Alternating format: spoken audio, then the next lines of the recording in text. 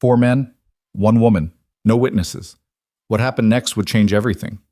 The summer of 1885 brought more than heat to that Arizona stable. It brought a reckoning that would leave 4 bodies cold by dawn and 2 lives forever intertwined. Before the gun smoke cleared and the blood dried in the dust, before a quiet cowboy became a wanted man and a boarding house keeper became his salvation, there was a moment when everything hung in the balance, a moment when courage wasn't about who drew first, it was about who refused to look away. Stay with me until the end, hit that like button, and comment your city below so I can see how far this story travels. The heat that summer didn't just shimmer, it suffocated. It pressed down on the Arizona territory like a hand over mouth and nose, stealing breath, baking the earth until it cracked open in desperate gasps for moisture that would never come. The kind of heat that made men mean and horses skittish, that turned patience to powder and set tempers ablaze over nothing more than a sideways glance or a whispered word. In the dying mining town of Redemption Gulch, where the silver had run dry 3 years prior and hope had followed it down into those exhausted veins, the heat was just another burden to bear. The boardwalks sagged, paint peeled from false-fronted buildings like sunburned skin. Half the storefronts stood empty, their windows dark and accusing, monuments to prosperity that had proven as fleeting as morning dew in the desert. Eliza Moore had watched them go, one by one. The merchants, the miners, the families who'd come chasing glitter in the dark and left with nothing but debt and disappointment. She'd stood on the porch of her boarding house, her father's boarding house, though he'd been 3 years in the ground, and she'd watched the town hollow itself out like a rotten tooth. But she'd stayed, not because she loved Redemption Gulch, not because she harbored some romantic notion about the frontier or the West or any of that nonsense the dime novels like to peddle back east. She stayed because she had nowhere else to go, nothing else to her name, and because the boarding house, shabby and weather-beaten as it was, represented the sum total of her inheritance, her livelihood, and her future all rolled into one sagging structure at the edge of a town that was busy dying. She was 24 years old, unmarried, and alone in a place where being all 3 of those things simultaneously marked you as either pitiable or suspicious, depending on who was doing the looking. Eliza tried not to care about the looking. She kept her head down, her rates fair, and her standards minimal. She didn't ask questions when drifters paid in silver coin that might have come from less than honest work. She didn't comment when men came to stay for a night and were gone by dawn, moving on before whatever they were running from could catch up.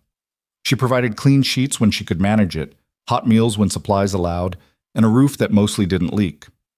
In return, she asked only that her boarders keep their violence outside her walls and their opinions about her situation to themselves.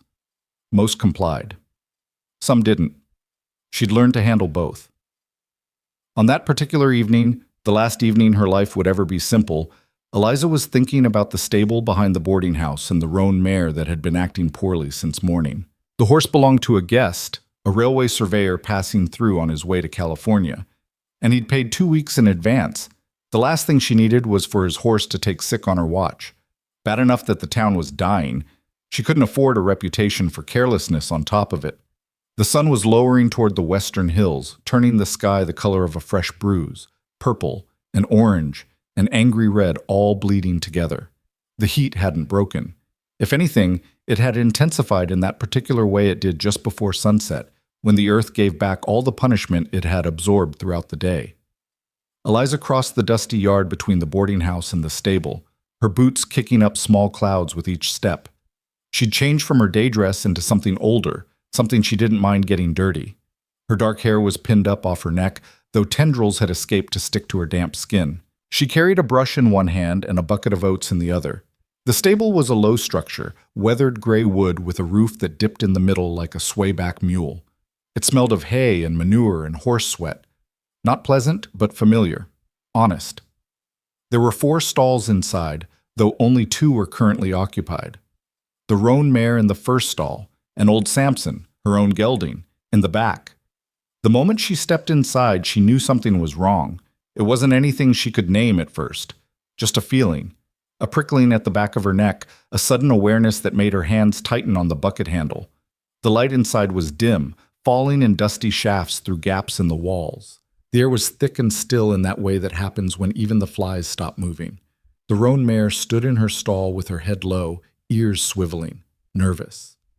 Samson was absolutely silent in the back, which wasn't like him. Usually he'd nick her when she came in, hoping for an apple or a scratch between the ears. Eliza set the bucket down slowly.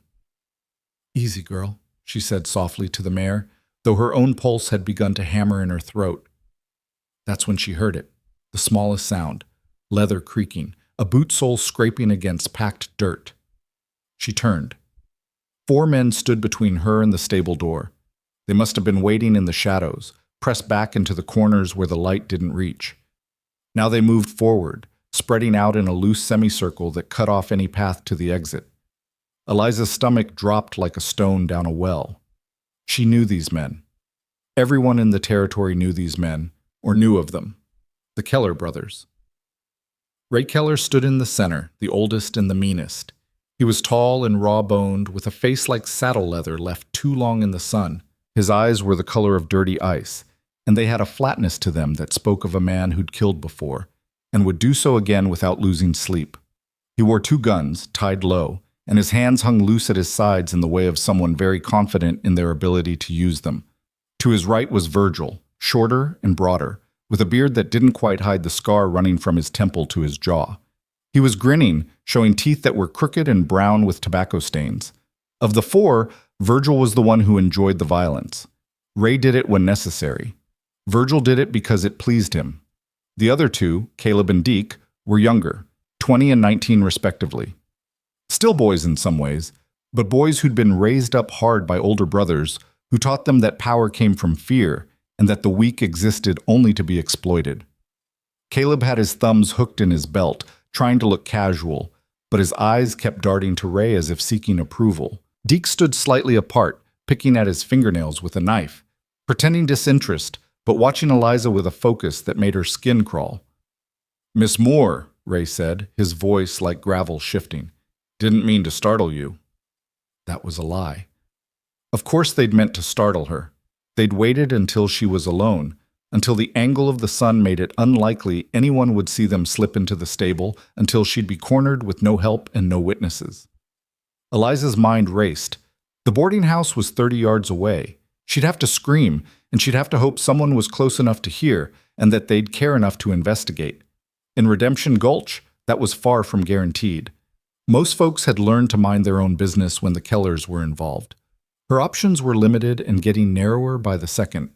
She straightened her spine and lifted her chin, meeting Ray Keller's flat gaze with one of her own. "You're trespassing," she said, and was proud that her voice came out steady. "This is private property." Virgil laughed at that, a wet sound that came from deep in his chest. "Private property," he repeated, like it was the funniest thing he'd heard all week. "You hear that, Ray? We're trespassing." Ray didn't laugh.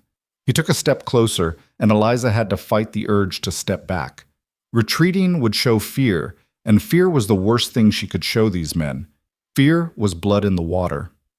"We're not here to cause trouble," Ray said, though his tone suggested otherwise. "We're here to talk about a business matter." "I don't have any business with you," Eliza said. "Well, see, that's where you're wrong." Ray pulled a folded piece of paper from his pocket, made a show of unfolding it slowly. "Says here your property taxes are overdue. 3 months overdue, to be specific." Eliza's heart sank further, but she kept her expression neutral. The taxes. Of course. She'd been scraping by so close to the edge that she'd had to choose between paying the territory and keeping food on the table for her boarders. She'd gambled that she could make up the difference before anyone came collecting. She'd gambled wrong. "The territorial assessor comes through in September," she said. "I have time." "Well, here's the thing." Ray's smile was thin and cold. "The territorial government is a long way away and not much inclined to travel all this distance for small potatoes, so they sell the collection rights to folks willing to do the work for them, folks like us." That was legal, Eliza knew. Barely, but legal. And it meant she was in even deeper trouble than she'd thought. "How much?" she asked, though she already knew the answer would be more than she had. $87.40, Ray said, plus interest, plus our collection fee. Call it an even $120. She didn't have $120. She didn't have $50. She had maybe $30 in the cash box hidden under a loose floorboard in her room, and that was supposed to last her through to the end of the month. "I'll need time," Eliza said. "I can pay in installments." "We're not a bank, Miss Moore." This from Caleb, trying to sound tough, trying to sound like his older brother. "We're not in the installment business."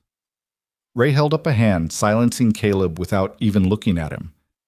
"My brother's right, though perhaps not as diplomatic as he might be. We need payment now, today." "But—" He paused, letting the word hang there. "We're reasonable men. We understand cash money can be hard to come by in times like these." "Here it comes," Eliza thought. "Here's the real reason they're here." "We'd be willing to accept alternative arrangements," Ray continued. His eyes traveled slowly over her in a way that made her feel like she needed a bath. "A woman in your position, running a place like this all alone. Well, there's other kinds of value you might offer." The stable seemed to contract around her. The air grew thicker. Virgil had stopped grinning and was now watching her with an intensity that was somehow worse. Deke had put away his knife. Caleb was licking his lips. The mare stamped nervously in her stall. Eliza looked at the brush still gripped in her right hand. It was a poor weapon. Laughable, really. But it was all she had. "No," she said simply. Ray's eyebrows went up. "No?" "No," Eliza repeated. "I'll find the money. I'll pay what I owe. But not like that. Never like that." For a moment no one moved. The silence stretched out, brittle and dangerous. Then Ray's expression hardened. The pretense of civility dropped away like a shed skin.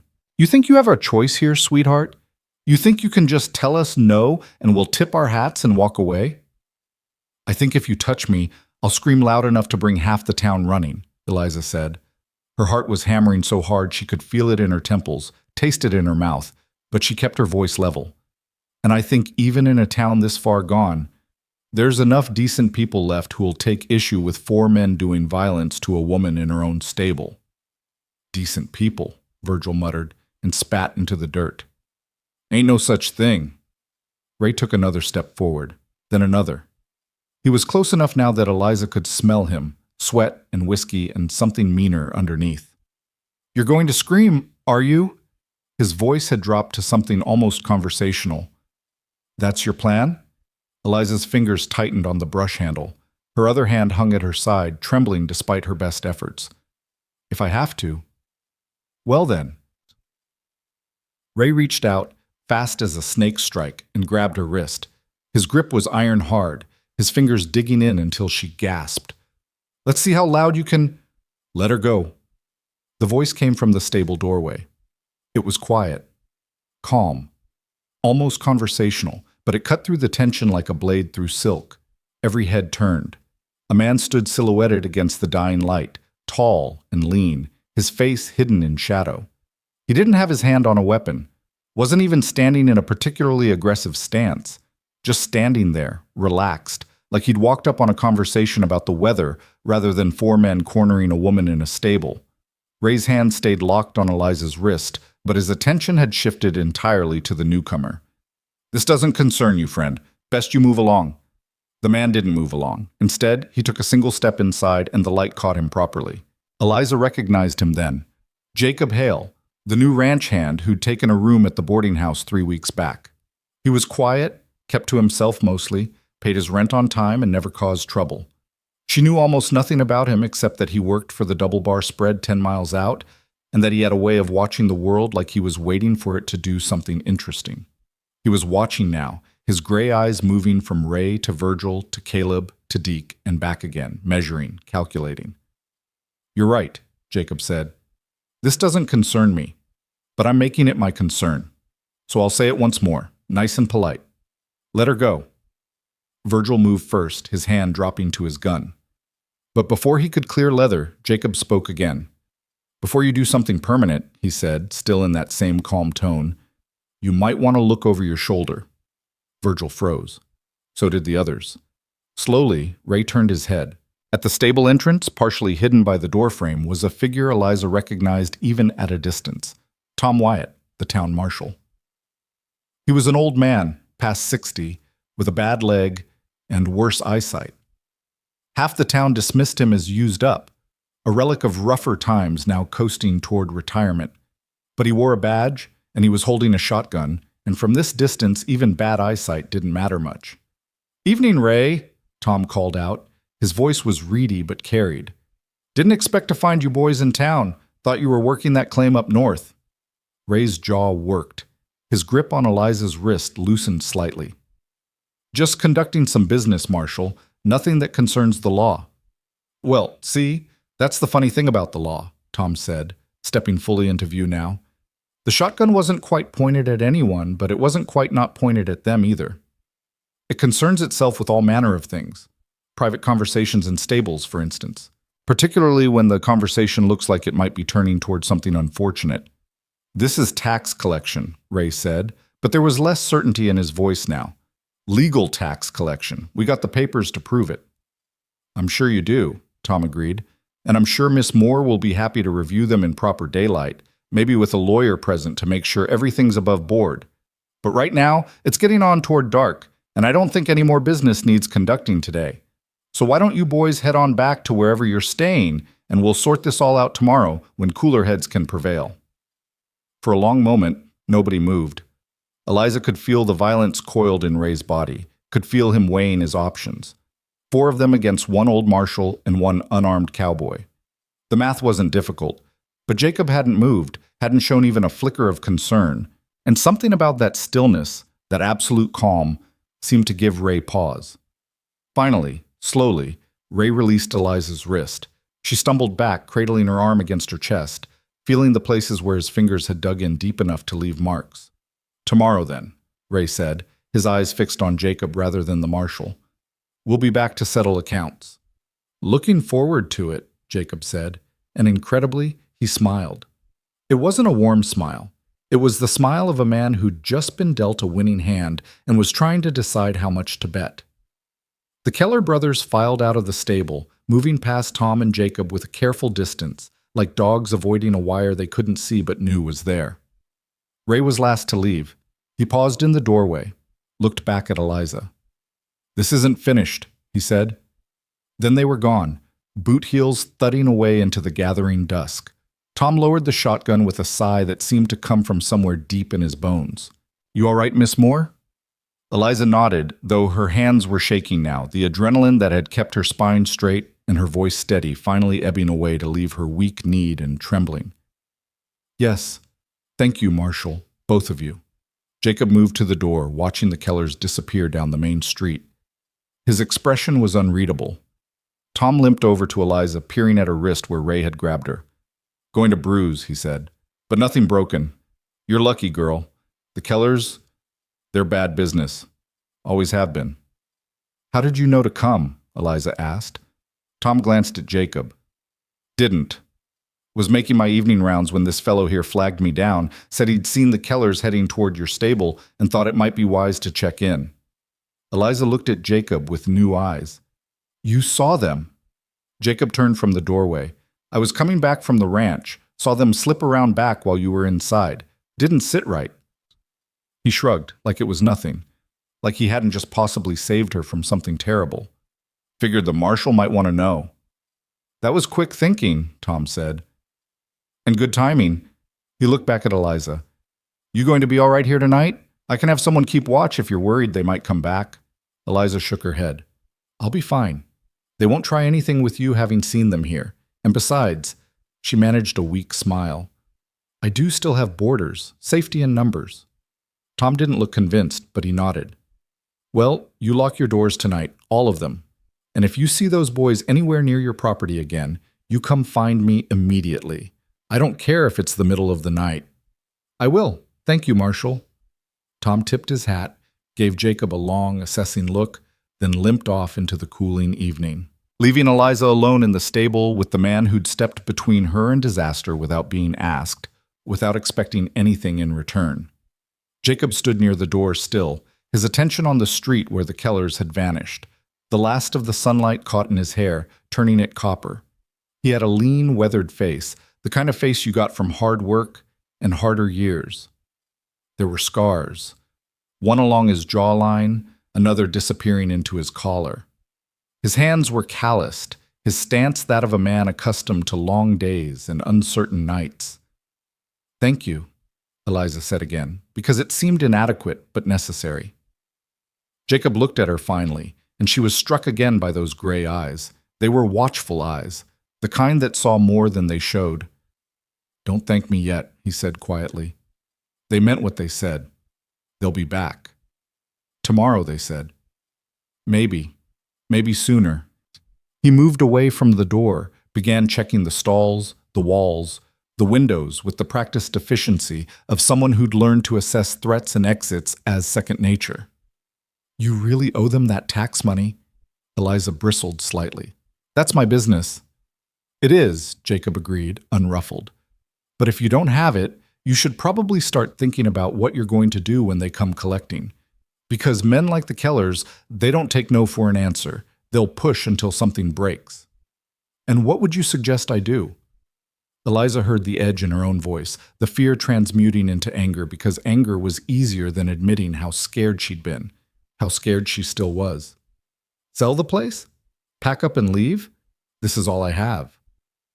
Jacob finished his circuit of the stable, came to stand a few feet from her, close enough to talk quietly, far enough to not crowd. "I'm not suggesting anything. I'm just saying you should have a plan. Something better than hoping they'll go away or that the law will protect you." The marshal is one old man with a shotgun," Jacob said, not unkindly. "And the Kellers are 4 young men with a reputation and nothing to lose. If they decide they want something from you badly enough, Tom Wyatt won't be able to stop them, not long term." Eliza wanted to argue, but she knew he was right. Tom had helped tonight, but he couldn't stand guard over her property day and night. And the Kellers knew that as well as she did. "So what do I do?" she asked, and hated how small her voice sounded. Jacob was quiet for a moment, thinking. Then, "You could leave town, tonight even. Pack what you can carry and catch the stage west. Start over somewhere they won't follow. Run away." "Survive," Jacob corrected. "There's no shame in knowing when you're outmatched." Eliza shook her head. "I can't. I won't. This place is all I have left of my father, all I have left of my life before everything went wrong. If I leave, they win, and I'll have nothing." "Better nothing than—" Jacob trailed off, but the implication was clear. "I'll find the money," Eliza said, with more confidence than she felt. "I'll figure something out. I have until tomorrow, maybe longer if I can negotiate. I'll make it work." Jacob studied her for a long moment, and she couldn't tell what he was thinking. Then he nodded slowly. "All right, it's your choice. But for what it's worth, you might want to keep something more substantial than a brush handy, just in case talking doesn't work." He moved toward the door, and Eliza realized he was leaving, the stranger who'd stepped into her disaster and pulled her back from the brink. "Mr. Hale," she called out. He paused, looked back. "Why did you help me? You don't know me. You don't owe me anything." Jacob was quiet for a beat.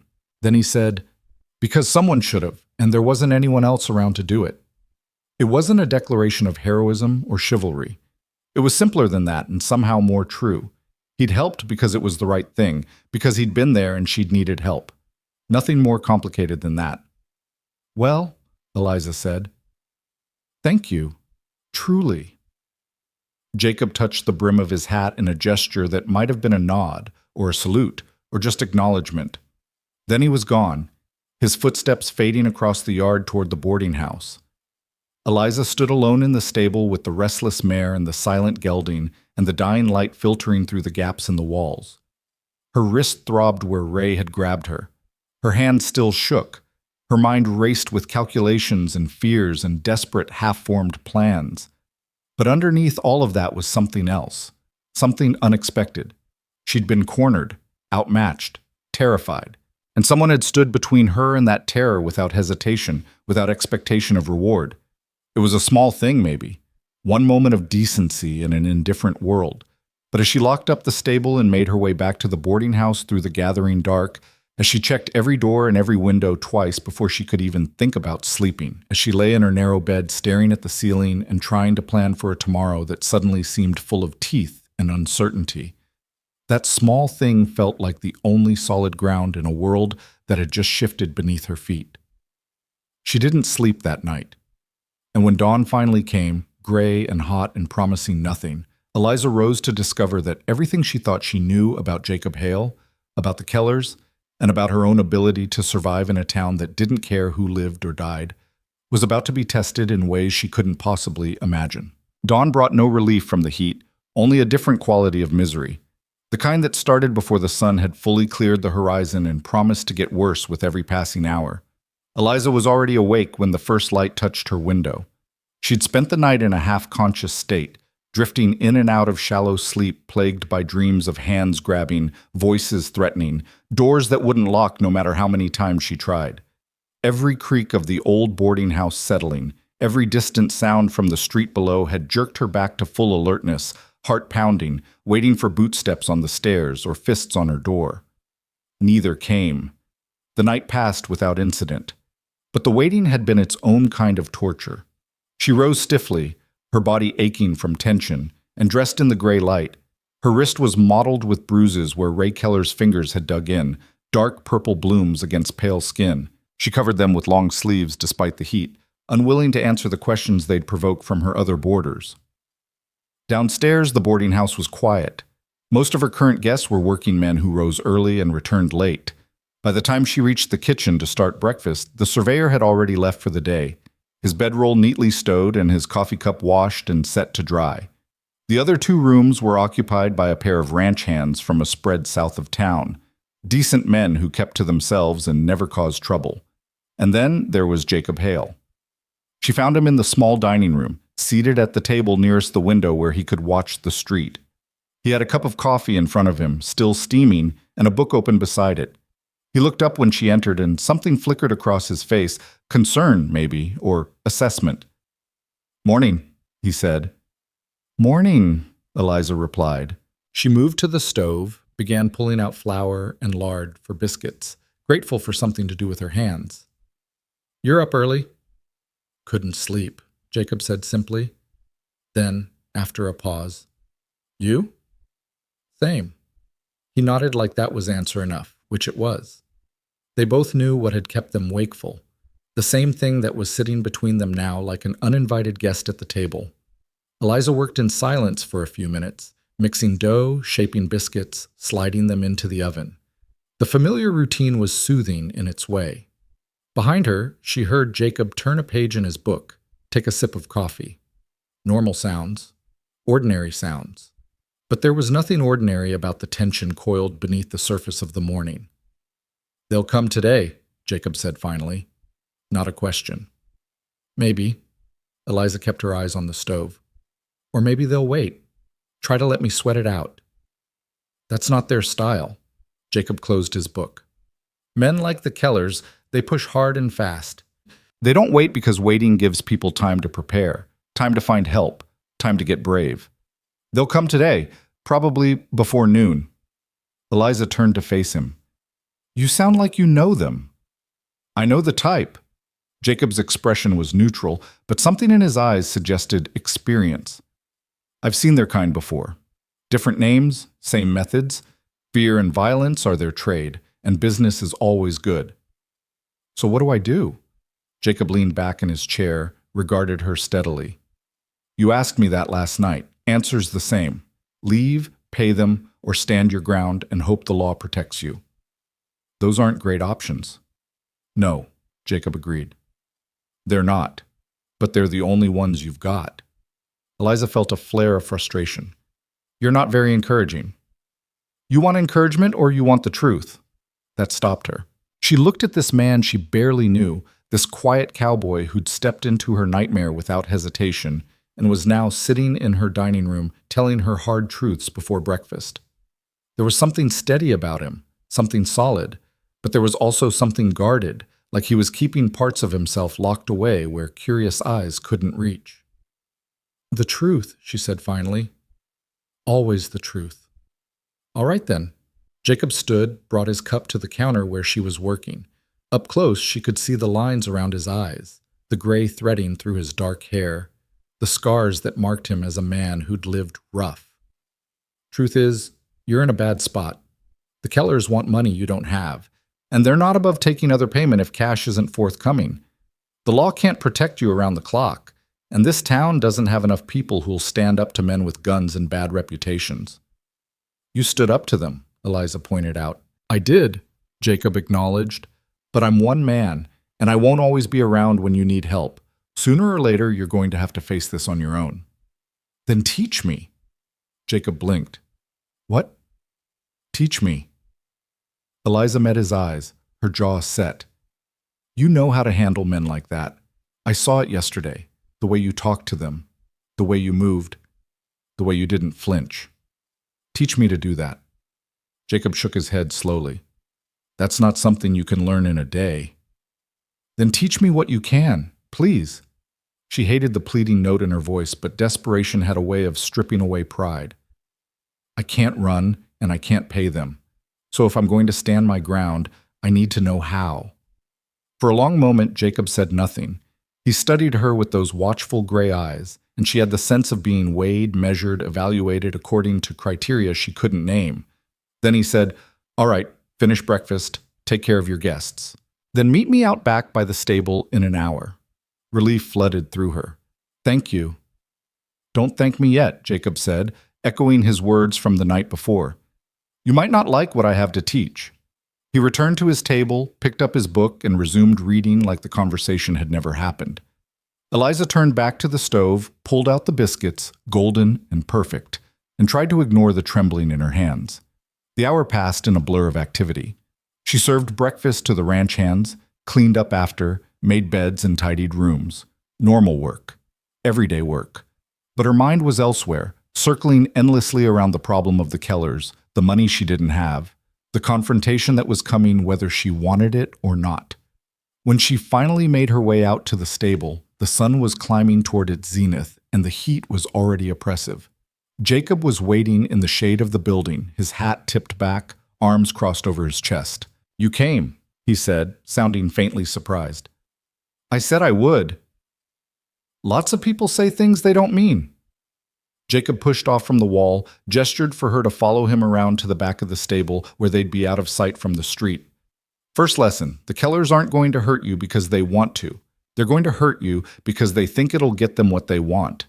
Everything they do is about power, taking it, keeping it, making sure everyone knows they have it. I understand that, Eliza said. Understanding it and knowing how to use it are different things. Jacob picked up a piece of kindling from the ground, held it between his hands. When they come today, and they will come, they're going to try to intimidate you again. Get you scared, get you compliant. Ray will do most of the talking. He's the leader, the one who makes the decisions. The others will back him up, but they're following his lead. So I focus on Ray. No. Jacob snapped the kindling in half, tossed the pieces aside. You don't focus on any of them. You focus on yourself. Your posture, your voice, your words. You show fear, you lose. You show anger, you lose.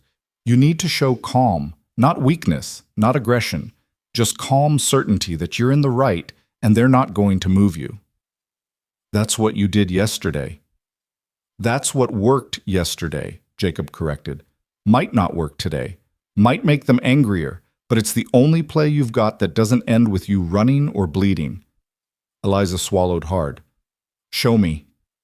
For the next hour, Jacob drilled her relentlessly. He made her practice standing, spine straight, shoulders back, weight balanced. Made her practice speaking, clear voice, no wavering, no rushing. Made her practice eye contact, meeting a gaze without flinching away, without challenging, just steady acknowledgement. You're not trying to win a fight, he explained. You're trying to make them think twice about starting one. Big difference. He made her imagine scenarios, made her respond to threats both verbal and implied. When she stammered or looked away or let her voice shake, he'd stop her, make her try again. He wasn't cruel about it, but he wasn't gentle either. He pushed her the way you'd push someone who was about to walk into danger and needed to be ready. Again, he said for what felt like the 100th time. I'm Ray Keller. I'm telling you that you owe me money, and I'm going to take your property if you don't pay. What do you say? Eliza took a breath, centered herself the way he'd shown her. The property is mine, legally purchased and registered with the territorial government. You have no claim to it, and I won't be intimidated into surrendering what's rightfully mine." Jacob nodded slowly. "Better. But you're still thinking too much. Stop planning what to say and just say it. Confidence doesn't come from having the perfect words. It comes from believing you have the right to speak in the first place." "That's easy for you to say." "No," Jacob said quietly. "It's not. But I learned it anyway because the alternative was worse." There was something in his voice, something dark and old, that made Eliza pause. She wanted to ask what he meant, what had happened to teach him these lessons, but the shuttered look on his face told her the question wouldn't be welcome. Instead, she said, "Again, let's do it again." They were still practicing when the sound of horses reached them, multiple horses, moving at a walk down the main street.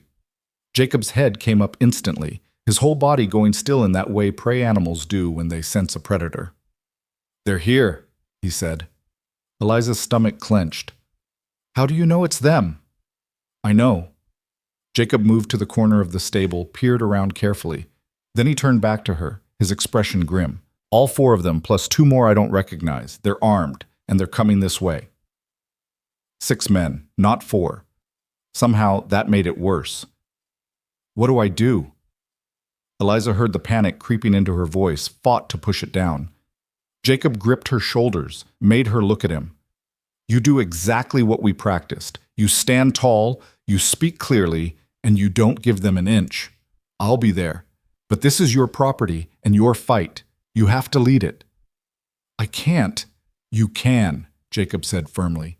"You're stronger than you think. I saw it yesterday when you told them no. You've got steel in you, Eliza Moore. Time to show them again." The use of her first name, the absolute certainty in his voice, it steadied her somehow.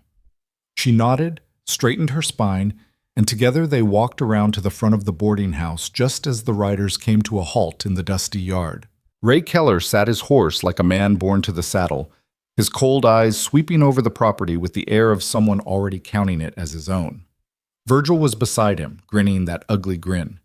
Caleb and Deke flanked them, and behind were 2 men Eliza didn't recognize.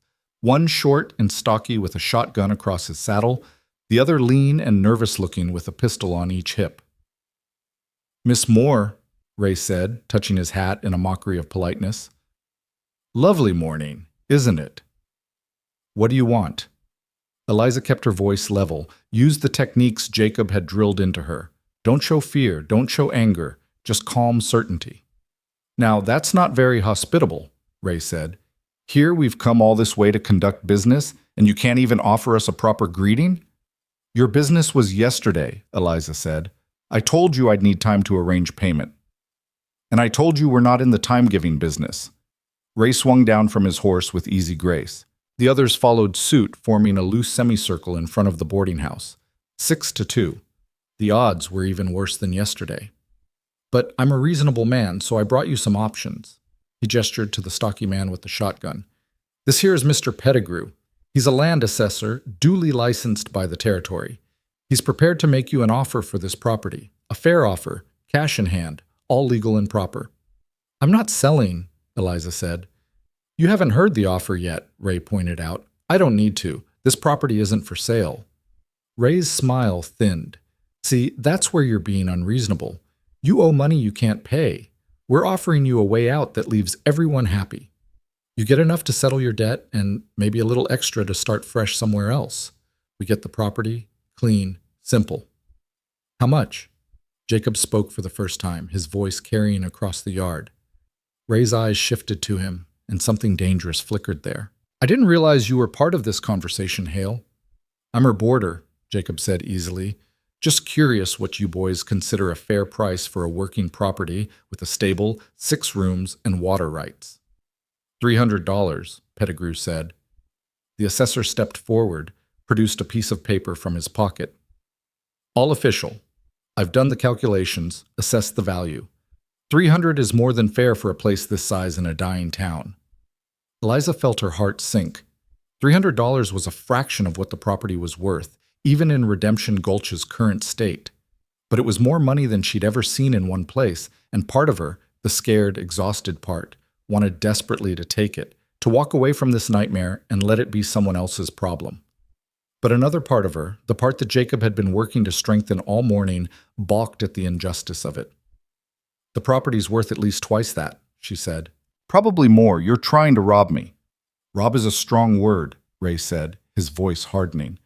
"We're trying to help you out of a situation you can't handle on your own, but if you'd rather we go the other route," he let the threat hang unfinished. "What other route?" Eliza demanded, even though she knew she shouldn't ask, knew it would give him an opening. Ray's smile returned, cold and sharp. "Well, there's the matter of the debt itself. See, when you don't pay what you owe, the territory has certain rights. They can seize property, sell it at auction to cover the outstanding amount. That process takes time, though, months usually, during which the property would need to be secured, maintained, protected from accidents." "Accidents," Eliza repeated flatly. "Fires happen," Virgil put in helpfully, "especially in old buildings. Dry wood, summer heat. Real tragedy when a place burns down, particularly if someone's inside at the time." Jacob moved then, a subtle shift that put him slightly in front of Eliza. His hands hung loose at his sides, but there was something about the way he stood, balanced, ready, that made every man in that yard take notice. "That sounds like a threat," Jacob said conversationally. "It's a statement of fact," Ray said. "Bad things happen to people who don't pay their debts. That's just the way of the world." "And if I sell?" Eliza asked. She was stalling now, trying to think, trying to find a way out of the corner they were backing her into. "If I take your $300, what happens to the debt?" "Debt's paid," Ray said. "You walk away clean, no trouble, no accidents, fresh start." It was a trap, Eliza knew. Even if she agreed, even if she took the money, men like Ray Keller didn't honor deals when there was no one to force them. They'd take the property, pocket the cash, and probably come after her anyway for whatever other imagined slight they could conjure. And $300 wouldn't last long, certainly not long enough to establish herself somewhere new. But what choice did she have? She opened her mouth to speak, to say something, though she didn't know what. "The debt's already paid," Jacob said. Everyone turned to stare at him, including Eliza. "Excuse me?" Ray's voice was dangerously soft. "The debt," Jacob repeated calmly. "It's paid. I settled it this morning with the Territorial Assessor's Office in Tucson. Sent a wire transfer for the full amount owed plus interest. Miss Moore's property is clear." Eliza's mind reeled. That was impossible, wasn't it? The assessor's office was 200 miles away in Tucson. Even if Jacob had somehow paid the debt, and where would he have gotten that kind of money? There was no way to verify it, no way to prove. "You're lying," Ray said flatly. Jacob shrugged. "Wire the assessor's office if you don't believe me. They'll confirm the payment was received, which means you boys no longer have any legal claim to this property or any business with Miss Moore. Unless you'd like to argue the point with the territorial government." Ray's face had gone dark with fury. Beside him, Virgil's hand was hovering near his gun. The other men shifted nervously, sensing the mood turning violent. "You're lying," Ray said again, but there was less certainty in it now. Because the thing was, Jacob might not be lying, and if he wasn't, if the debt really was paid, then everything Ray had planned, the intimidation, the forced sale, the easy profit, would evaporate like spit on a hot rock. "Only one way to find out," Jacob said. "Send someone to check. Of course, that'll take a few days. In the meantime, I'd suggest you boys move along before Marshal Wyatt comes by on his rounds and starts wondering why 6 armed men are loitering on private property making threats." For a long, terrible moment, no one moved. The tension was so thick Eliza could taste it, metallic and sharp on her tongue. She could see Ray calculating, weighing his options. Could he call Jacob's bluff? Could he risk it? Then Pettigrew cleared his throat. "If the debt's been paid," he said carefully, "then there's no sale to be made. I got other properties to assess. I'm not interested in getting crossways with the territorial government over a bad deal." "Shut up," Ray snarled at him, but the damage was done. The assessor had broken ranks, introduced doubt into what should have been a simple shakedown. Ray turned back to Jacob, his cold eyes glittering with something between rage and grudging respect. "If you're lying to me, Hale, I'll make you regret it." "Not lying," Jacob said. But you're welcome to wait around and find out. Or you can ride out now and save yourself the embarrassment. Another beat of silence. Then Ray swung back into his saddle with jerky, angry movements. "This isn't over," he said, staring down at Jacob. "Nobody makes me look like a fool." "Then stop acting like one," Jacob replied, and Eliza's breath caught because surely that would push things past talking into shooting. But Ray just jerked his horse's head around and spurred away down the street, his brothers and hired men scrambling to follow.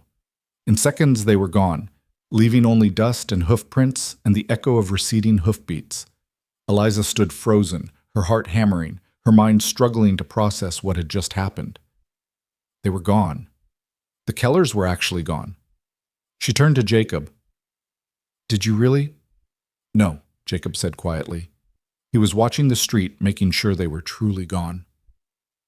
"I didn't pay anything, couldn't, don't have that kind of money." "But you said—" "I lied." He looked at her then, and his expression was grim. "I bought you time, nothing more. When Ray checks, and he will check, he's going to discover there was no payment. And then he's going to come back here angry enough to do something permanent." The relief Eliza had felt drained away like water through a sieve. "So we're worse off than before." "Maybe," Jacob allowed. "Or maybe by the time he figures it out, we'll have found another solution." "Like what?" "I don't know yet." Jacob finally relaxed his stance slightly, but his eyes never stopped scanning the street. "But I know this. You stood up to them twice now. You didn't fold, didn't run. That matters. That means something." "It means I've made them angrier," Eliza said bitterly. "It means you've shown them you're not easy prey," Jacob corrected. "Men like the Kellers, they'll go after the easiest target first. If you make it hard enough, sometimes they'll move on to someone who won't fight back." "And if they don't move on?" Jacob was quiet for a moment. Then he said, "Then we'll figure something else out. Together, if you'll have the help."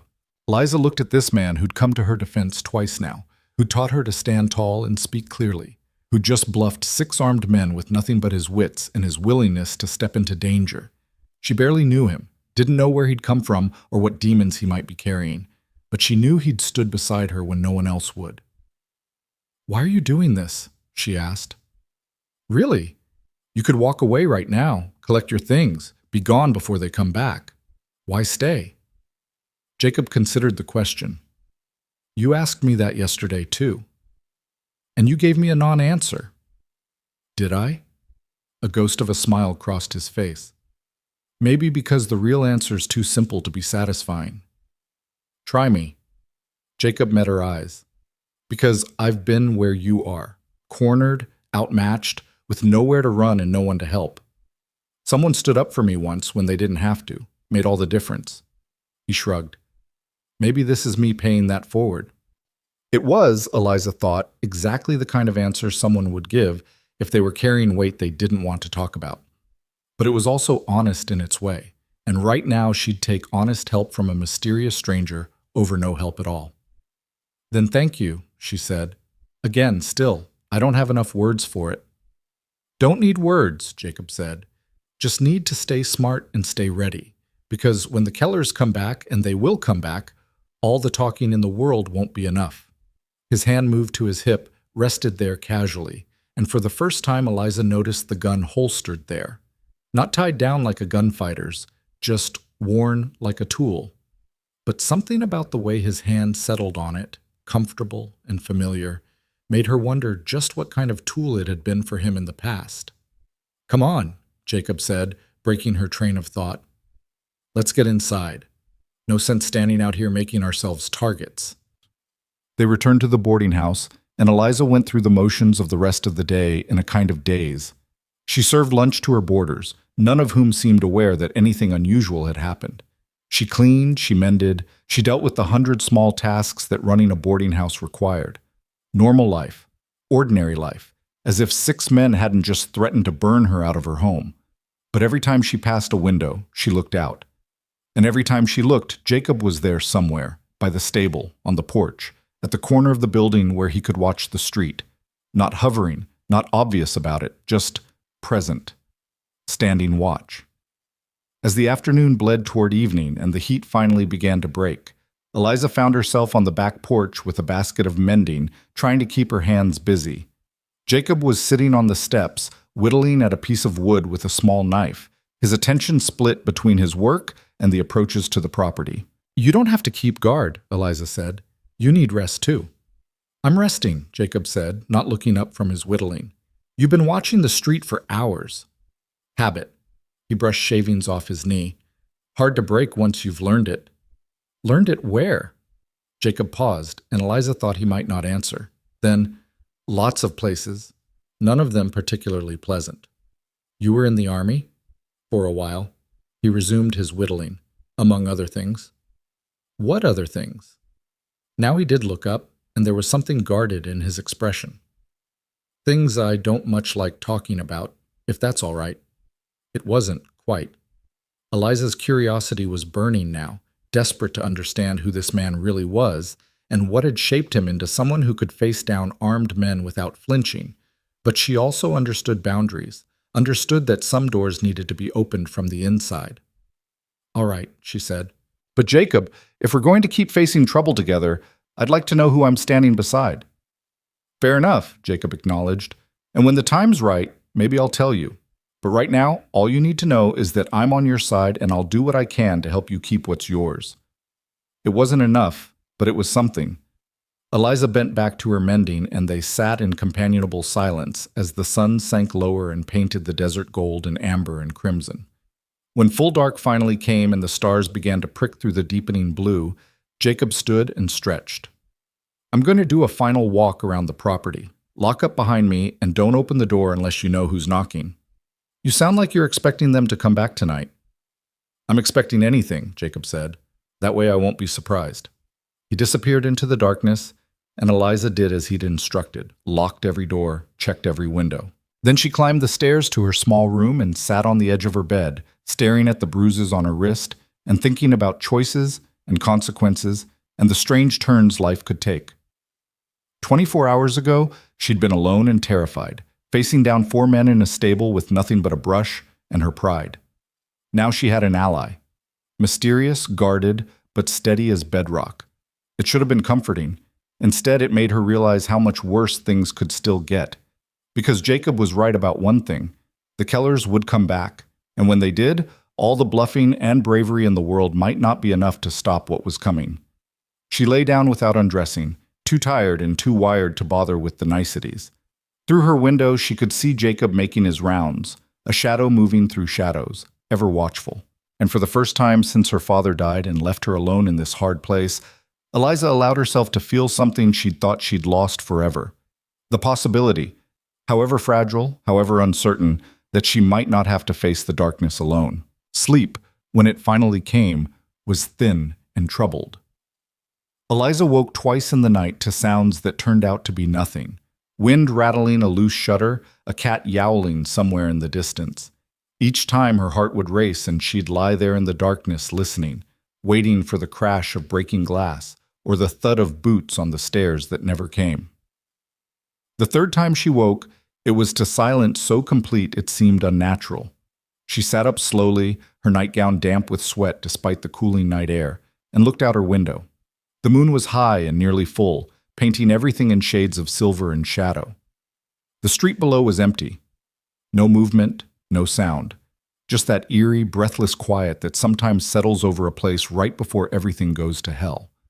She was reaching for her robe when she heard it, the distant thunder of horses moving fast, multiple riders coming hard from the east.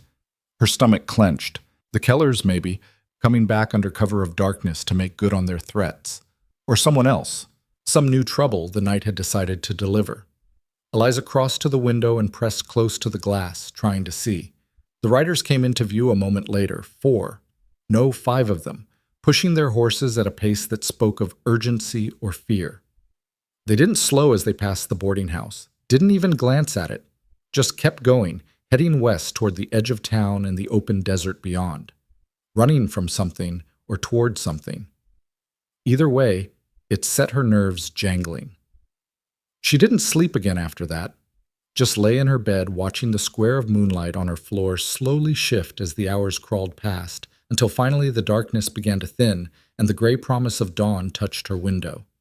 By the time she made it downstairs, the town was already stirring in that slow, reluctant way of a place that had nowhere important to be. The surveyor was gone again, and the two ranch hands were eating breakfast in silence, shoveling food into their mouths with the single-minded focus of men who had a long day of hard labor ahead.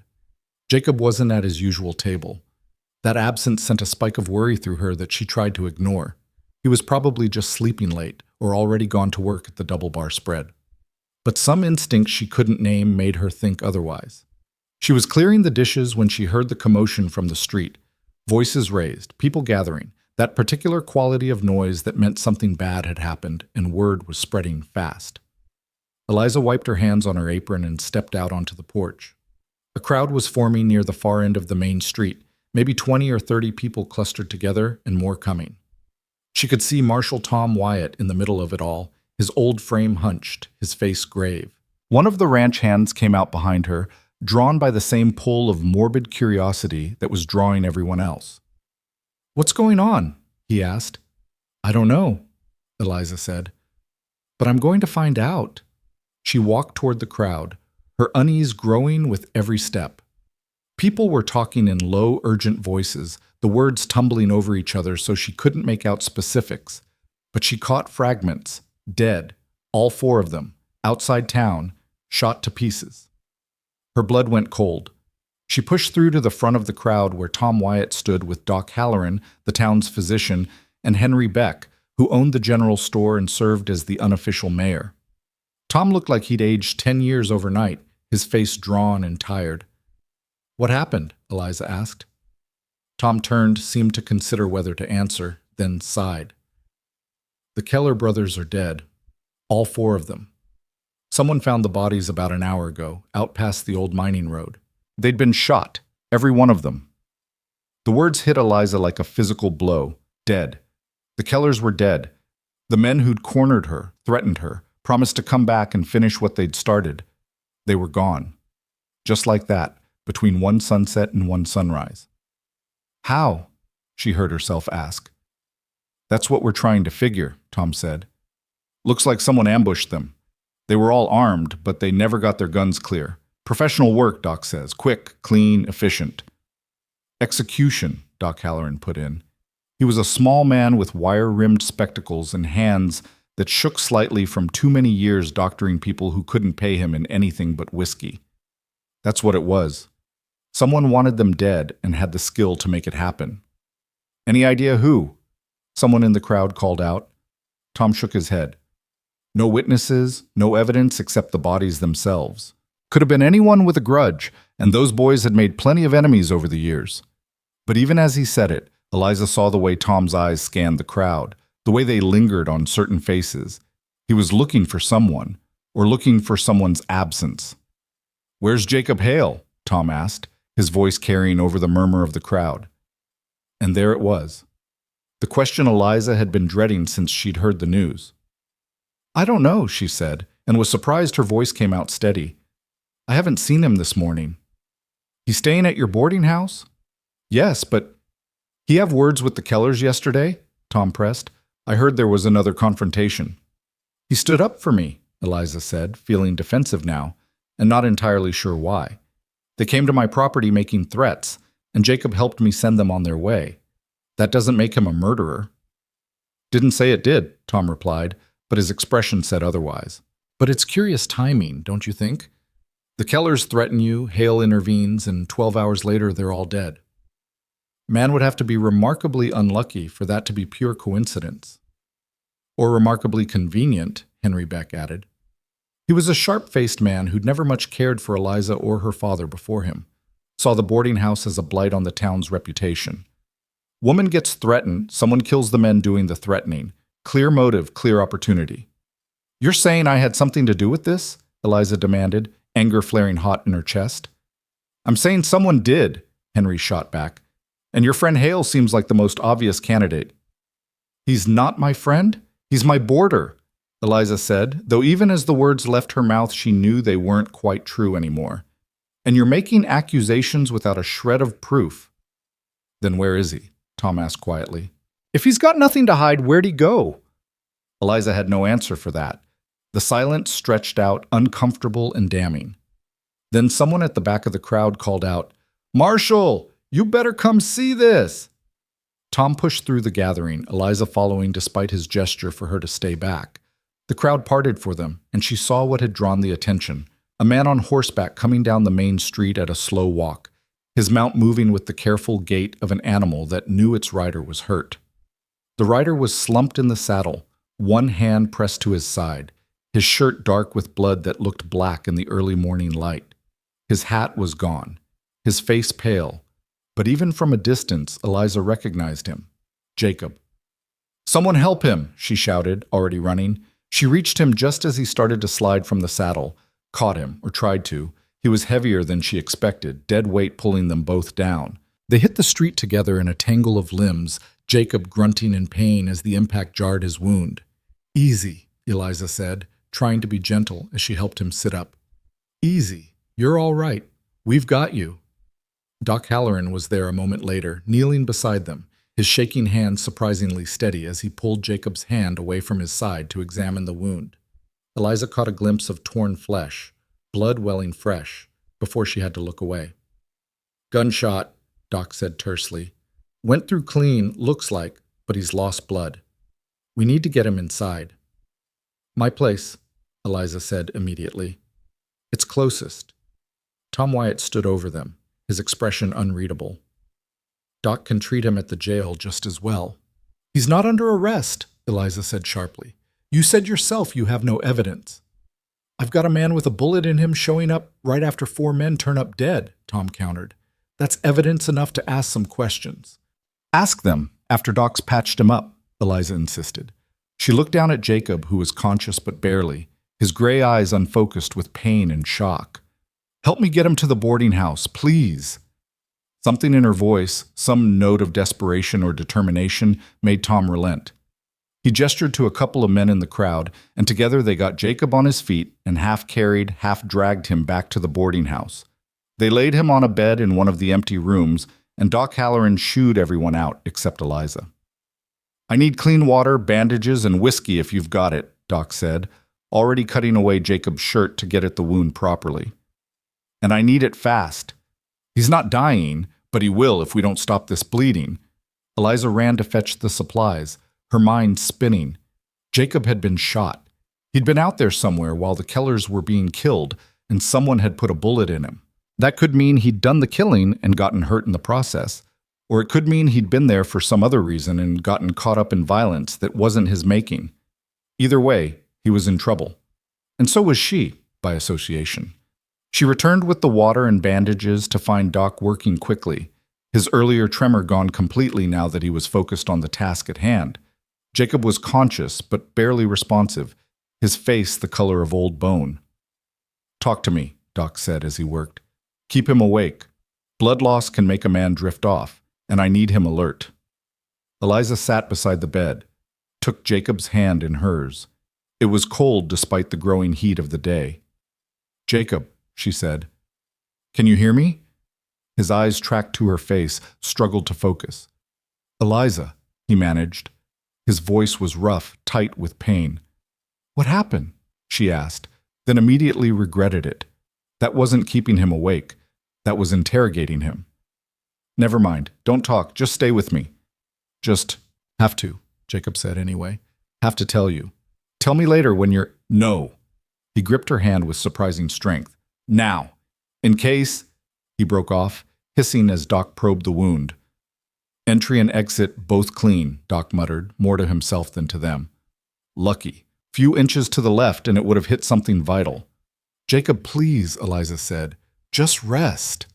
But Jacob shook his head slightly, his jaw set. "The Kellers," he said. "Didn't kill them. Wasn't me." "Then who did?" "Marshals." Jacob's breathing was shallow, labored. "Territorial marshals. Been tracking them for months. Murder, robbery, worse. Had warrants." Eliza's mind reeled. "Marshals killed them?" "Ambushed them out on the mining road," Jacob said. "I was following. Wanted to make sure they weren't circling back to your place. Saw the whole thing go down. Then one of them spotted me." The marshals shot you? Jacob's laugh was bitter and short. No, someone else. Someone working with the Kellers I didn't know about. Got me in the confusion, then ran. Marshals were too busy with the bodies to chase. Doc was wrapping bandages now, working quickly. The story going to check out? He asked without looking up. Should, Jacob said. Marshals will still be there, processing the scene. They'll confirm. If they're legitimate marshals, and not just more men with guns in a story, Doc said skeptically. They're legitimate, Jacob said. I recognized one of them, worked with him before. Eliza caught that detail, filed it away. Worked with him before. What exactly had Jacob's past involved that he'd worked with territorial marshals? Why didn't you stay? She asked. Why didn't you talk to them? Jacob's eyes met hers, and for the first time she saw real fear there. Not for himself, for her. Because the men the Kellers were working for don't know they're dead yet, he said quietly. And when they find out, they're going to come looking for answers, for revenge. And anyone connected to the Kellers, anyone who stood up to them, anyone they threatened, is going to be a target. The implications crashed over Eliza like a cold wave. You're saying I'm in danger? We're both in danger, Jacob corrected. The marshals taking down the Kellers was supposed to be quiet, quick. But with me seeing it, with this wound, with the whole town now talking, word's going to spread. And when it does, people are going to come asking questions. What people? Doc demanded, finishing his bandaging and straightening up. Who exactly were the Kellers working for? Jacob closed his eyes for a moment, and Eliza could see him weighing what to say, how much to reveal. Men with money and reach, he said finally. Men who use people like the Kellers to do their dirty work so their own hands stay clean. I don't know names, don't know faces, but I know they exist, and I know they don't leave loose ends. And you're a loose end, Eliza said softly. We both are. Jacob's grip on her hand tightened again. I'm sorry. I thought I was helping. Thought if I watched them, if I made sure they didn't come back for you, that would be enough. But I made it worse. I put you right in the middle of something you should never have been part of. I was already in the middle of it, Eliza said. The moment they walked into my stable, I was involved. You didn't put me anywhere. They did. Doc Halloran straightened up, wiping his hands on a rag. He'll live, provided he rests and doesn't tear these stitches. But he's going to be weak for a few days, and he shouldn't be moved more than necessary.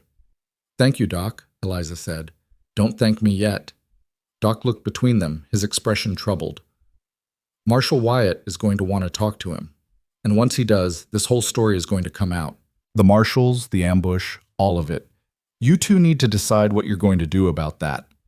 He left then, closing the door behind him, and Eliza was alone with Jacob in the small room that smelled of blood and whiskey and fear. You should leave, Jacob said after a moment. Pack a bag, get on the next stage, disappear. They don't know you, don't have any reason to connect you to me beyond me staying here. If you go now, you might be able to stay ahead of it. And what about you? I'll manage. But even as he said it, Eliza could see the lie in it. He was wounded, weak, barely able to stand. He wouldn't manage.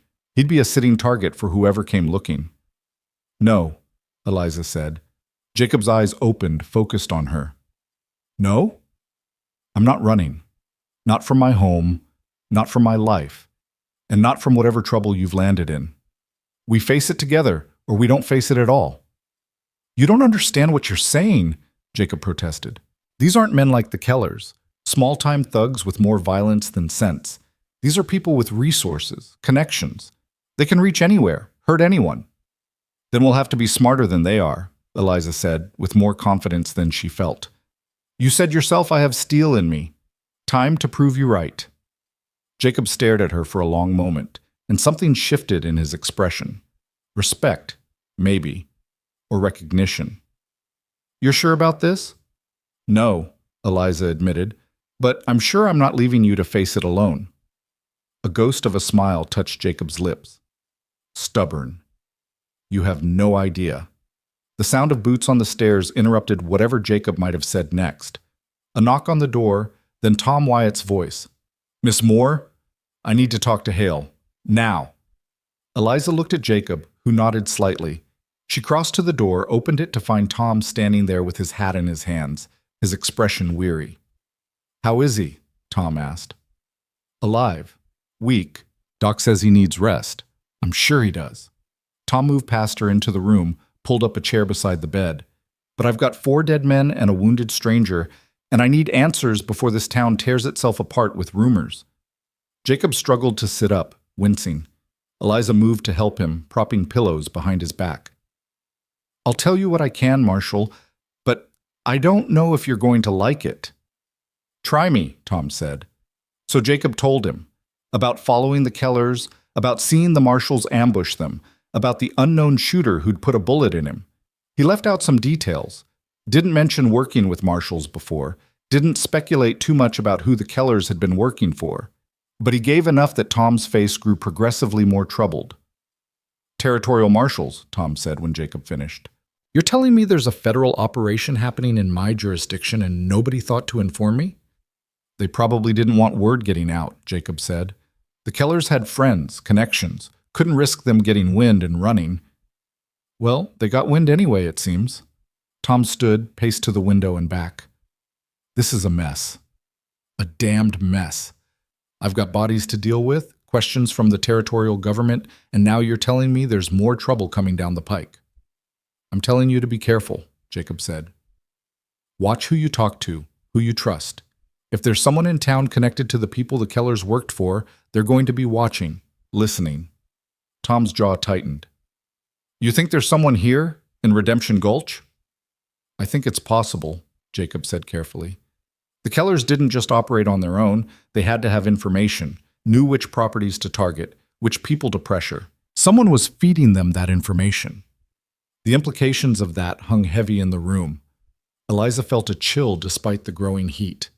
Someone in town, someone they knew, might have been working with the Kellers all along, and that someone would now know the Kellers were dead, would be wondering what happened, would be looking for answers, and maybe for revenge. "Do you have any idea who?" Tom asked. "No," Jacob said.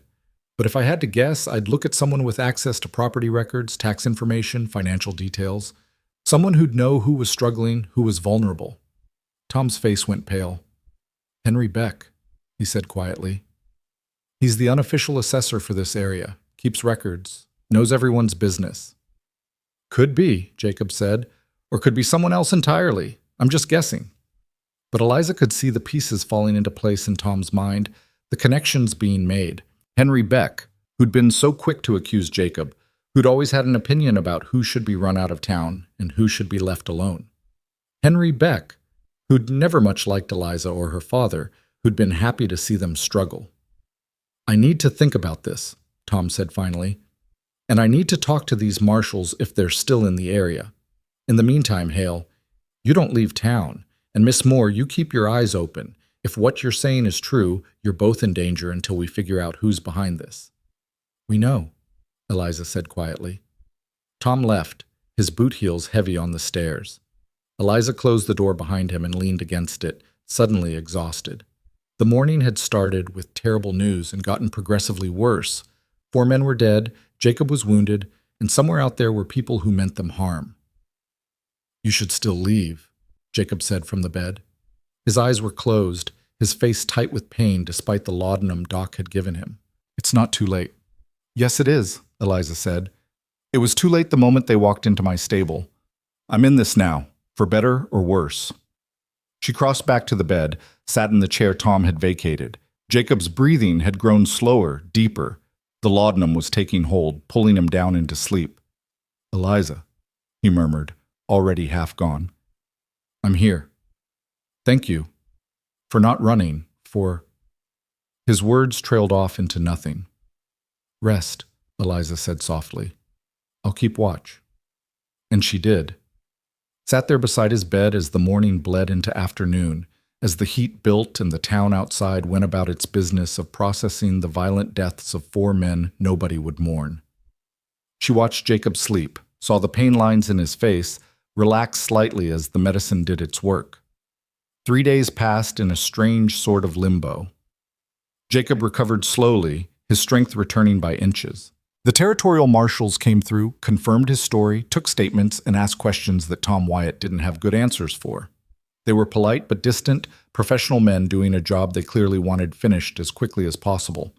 They told Tom that the Kellers had been wanted for 3 murders, 2 bank robberies, and a string of assaults across 2 territories. They'd been tracking them for 6 months, waiting for the right moment to make their move. The fact that Jacob had witnessed the takedown was unfortunate, but not disastrous. They took his statement, warned him to keep his mouth shut about the details, and left town as quietly as they'd arrived.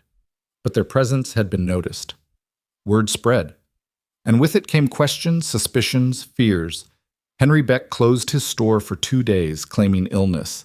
When he reopened, he was quiet and withdrawn, jumping at shadows. Tom Wyatt watched him but made no accusations, not without proof. The other boarders at Eliza's place gave Jacob a wide berth, spoke to him in careful, neutral tones like he was something wild that might bite if startled. The surveyor checked out early, muttering about schedule changes. The ranch hands stayed but stopped eating at the common table, took their meals in their rooms instead. And through it all, Eliza kept the boarding house running, kept her head down, and tried to pretend that everything was normal when nothing felt normal anymore. On the 4th morning after the shooting, she woke to find Jacob dressed and standing by the window of his room, looking out at the street below. "You shouldn't be up," she said from the doorway. "Can't lie in bed forever," Jacob replied without turning. His voice was stronger now, though he still moved carefully, favoring his wounded side. "Besides, staying in one place too long makes me nervous." "The marshals said to stay put." "The marshals left." Jacob finally turned to face her, and they took their protection with them. "We're on our own now." "So what do we do?" Jacob was quiet for a moment. Then he said, "I have to leave. Tonight. Maybe tomorrow. Before whoever's looking for answers finds me." Eliza's stomach dropped. She'd known this was coming, had seen it building in the way Jacob watched the street, the way his hand would drift to where his gun would be if he wore it openly. But hearing him say it made it real in a way she'd been avoiding. "Where will you go?" "North, probably. Colorado, maybe Montana. Somewhere far enough that they won't think to look." "And what about me?" The question came out smaller than she'd intended. Jacob crossed to her, moved with care, but with purpose. "You stay here. Keep your head down. In a few weeks, this will all blow over and you can go back to your life." "My life?" Eliza repeated. "You mean running a boarding house in a dying town, waiting for the next group of men with guns to decide I'm easy prey?" "It's better than being hunted across 2 territories," Jacob said quietly. "Is it?" Eliza met his eyes. "Because from where I'm standing, neither option looks particularly appealing." Jacob studied her, and she could see him working through something, some calculation or decision.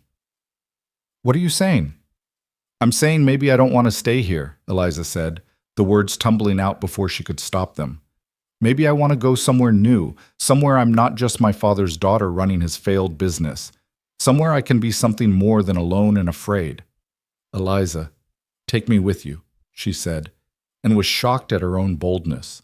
"When you leave, let me come. I can help. I can work. I can—" "No."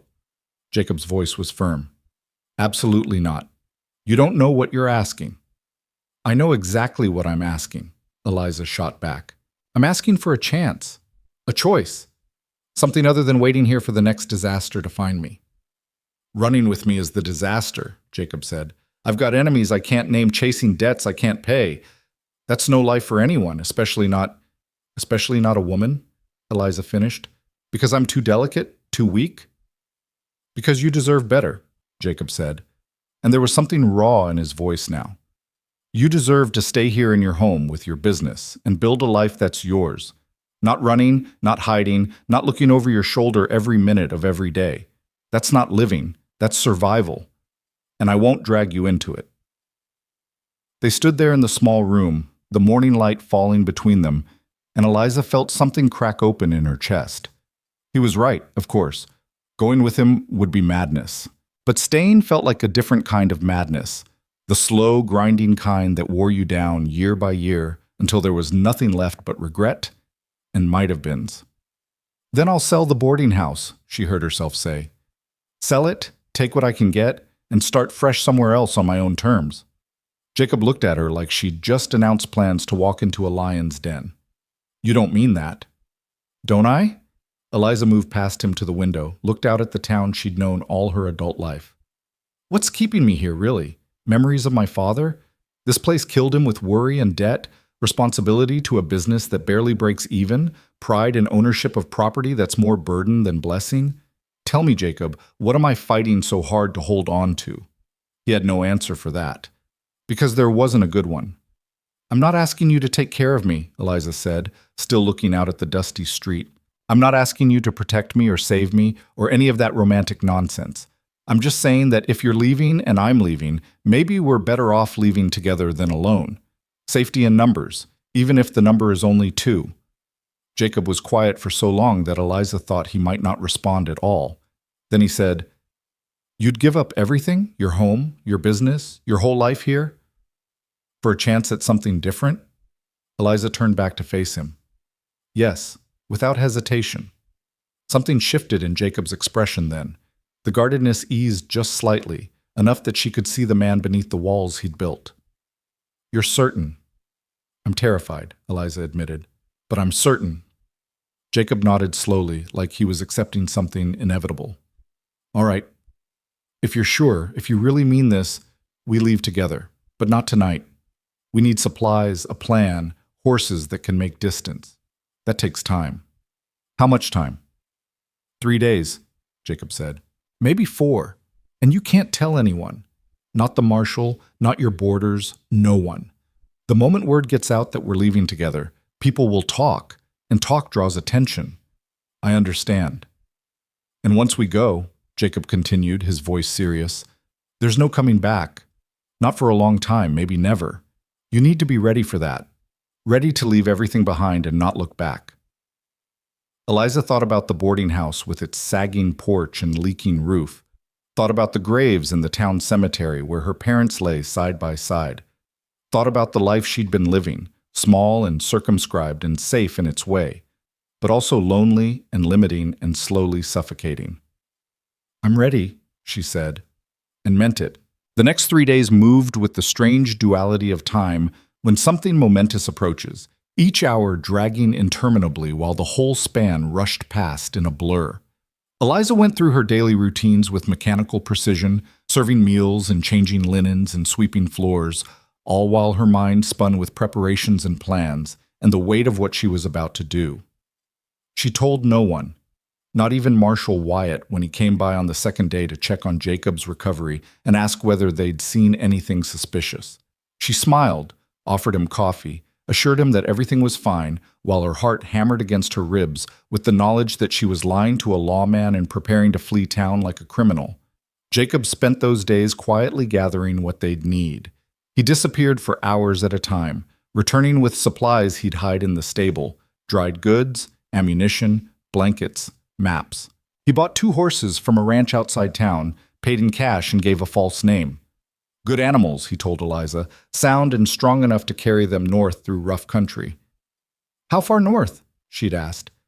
As far as we need to go to be safe, was all he'd say. On the 3rd day, Eliza began the hardest task, deciding what to keep and what to leave behind. She moved through the boarding house like a ghost, touching familiar objects with new awareness. Her mother's china, chipped but cherished. Her father's books, their spines cracked from countless readings. The quilt on her bed that her grandmother had stitched by hand, each square a memory of fabric from dresses and shirts long since worn to nothing. She could take so little. A saddlebag's worth, maybe 2 if she packed carefully. Everything else would have to stay. The boarding house itself posed the biggest problem. She couldn't just abandon it. That would raise immediate questions and suspicions. But she also couldn't sell it in 3 days, not without attracting exactly the kind of attention they were trying to avoid. Jacob solved it with typical pragmatism. Sign it over to the bank, he said. Tell them you're going east to care for a sick relative, that you'll be gone indefinitely. Give them power to manage it, rent it out, sell it if they see fit. They'll jump at the chance for the commission, and it'll look legitimate. That's lying, Eliza said. That's survival, Jacob corrected. And it's the best option we've got. Unless you want to stay. She didn't want to stay. That was becoming clearer with every passing hour. The boarding house that had been her entire world for so long suddenly felt like a cage, and the bars were growing more visible by the minute. So on the morning of the fourth day, she walked into the First Bank of Redemption Gulch and spoke with Mr. Palmer, the manager. She told him about a fictional aunt in Philadelphia who'd taken ill, about family obligations that couldn't be ignored. She signed papers with hands that only trembled slightly, transferred management of her property to the bank's care, and walked out with a receipt and a cold knot of finality in her stomach. It was done. There was no going back now. That afternoon, she told her remaining boarders that she'd be closing the boarding house temporarily due to a family emergency. The ranch hands accepted the news with shrugs. They'd find other lodging easily enough. They paid what they owed and were gone by sunset, leaving the building empty and echoing. Jacob watched from the window as they rode away. "You all right?" he asked. Eliza looked around the empty dining room, at the table where she'd served countless meals, at the walls her father had painted, at the floor she'd swept so many times she could do it in the dark. "No," she said honestly, "but I will be." That night, they made their final preparations. Jacob checked the horses one last time, secured the packs, tested every strap and buckle. Eliza went through the boarding house room by room, extinguishing lamps, closing shutters, locking doors, making it secure for an absence she knew in her bones would be permanent despite what she'd told the bank. She saved her own room for last. Stood in the doorway looking at the narrow bed, the simple dresser, the window that looked out on the street where her entire life had unfolded. She'd been born in this town, had learned to walk on these warped floorboards, had buried both parents in the cemetery on the hill. This place held everything she'd ever known, and she was choosing to leave it all behind for a man she'd known less than a month and a future that was nothing but uncertainty and risk. The enormity of it hit her then, a wave of doubt so strong it nearly buckled her knees. What was she doing? This was madness. She should stay, should find a way to make the boarding house work, should build a life here where she knew the territory and the people and the rules, but she knew, deep in the part of herself that couldn't be reasoned with or argued into submission, that staying would be a slow death. Not the quick, violent kind the Kellers had threatened, but the grinding, inexorable kind that happened to people who never took chances, never risked anything, never reached for something beyond the small circle of safety they'd drawn around themselves. She'd rather die trying than die wondering. The thought steadied her. She picked up her packed saddlebags, took one last look around the room, and walked out without looking back. Jacob was waiting by the stable with the horses. The moon was up, nearly full again, painting everything in that silver-blue light that made the world look both beautiful and strange. He changed into traveling clothes, dark shirt, worn jacket, pants that had seen hard use. His gun was on his hip now, tied down, no longer concealed. He looked different like this. Harder. More like the man he probably was when he wasn't playing at being a quiet ranch hand. "Ready?" he asked. "As I'll ever be," Eliza said. He helped her mount, adjusted her stirrups, checked that her bags were secure. Then he swung up onto his own horse with a fluid grace that spoke of years in the saddle. For a moment they just sat there, two people on horses in the moonlight, on the cusp of something that couldn't be undone. "Last chance," Jacob said quietly. "You can still change your mind.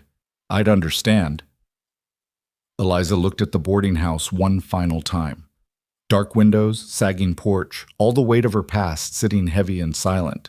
Then she looked at Jacob, at this man who'd stood between her and danger without being asked, who'd taught her to stand tall and speak clearly, who'd offered her a way out even when it cost him the easy escape he could have had alone. "I'm not changing my mind," she said. "Let's go." They rode out of Redemption Gulch under cover of darkness, keeping to the back ways and alleys until they were clear of town. No one saw them leave. No dogs barked, no lamps flickered on in windows, no voices called out asking where they were headed. The town slept on, unaware that two of its residents had just vanished into the night. Once they hit the open desert, Jacob set a steady pace, fast enough to make distance but not so fast that they'd exhaust the horses. They rode in silence for the first hour, both of them listening to the night sounds, alert for any sign of pursuit that didn't come. Eventually, Jacob relaxed slightly in his saddle. "We'll ride until dawn," he said. "Then hole up during the heat, rest the horses, sleep a few hours, travel mostly at night for the first week until we're well clear." How far do we need to go to be clear? Eliza asked. Hard to say. Colorado for certain, maybe Wyoming. Depends on how hard anyone looks for us and how good they are at looking. You think someone will come after us? Jacob was quiet for a moment. I think it's possible, which means we have to act like it's certain. Stay alert, stay moving, trust no one we don't have to. It's going to be hard, Eliza. Harder than you probably imagine. I can handle hard, Eliza said. I know you can, Jacob replied. I've seen it. But there's different kinds of hard, this kind. It wears on you, changes you. And I need you to promise me something. What? If it gets to be too much, if you want to stop, want to go back or go somewhere else without me, you tell me. Don't just suffer through it because you're too proud or too stubborn to admit you made a mistake. Eliza considered that. All right, but the same goes for you. If I'm slowing you down, if having me along makes you vulnerable, you tell me. I'm not a burden you have to carry out of some misguided sense of responsibility. Jacob's laugh was soft but genuine. Deal. They rode on through the night, putting miles between themselves and everything Eliza had ever known. The desert was vast and empty under the moon, all silver shadows and dark shapes that might be rocks or might be something else entirely. The only sounds were the horses' hooves on sand and stone, the creak of leather, the occasional call of a night bird. Dawn found them in a maze of red rock formations, twisted spires and carved canyons that looked like the bones of some ancient cathedral. Jacob led them into a narrow defile, found a spot where they'd be invisible from above and protected from the sun, and called a halt. They unsaddled the horses, rubbed them down, gave them water from the canteens and grain from the packs. Then they laid out bedrolls in the shade and tried to rest despite the adrenaline still humming through their veins. Eliza lay on her back, staring up at the narrow strip of sky visible between the canyon walls. The rock was warm beneath her, and somewhere nearby she could hear water trickling, a tiny spring that kept this place alive. It was beautiful in an austere way, this hidden pocket of the desert. Jacob, she said. Why did you really help me? Back in the stable that first day, what made you step in? She heard him shift, roll onto his side to face her. When he spoke, his voice was thoughtful. I told you. Someone helped me once when they didn't have to. But that's not the whole story, is it? Jacob was quiet for so long she thought he might not answer. Then, no, it's not the whole story. Will you tell me the rest? Another pause. Then he said, I had a sister, younger than me by 3 years. When our parents died, I was 17 and she was 14, and it was just the two of us trying to make it work on a failing ranch in West Texas. We did all right for a while, but then a man came along, respectable businessman or so he seemed. He made her promises, talked about marriage and security and all the things a 14-year-old girl with no parents and no future wants to hear. Eliza waited, not speaking, letting him tell it in his own time. He was lying, Jacob continued, about all of it.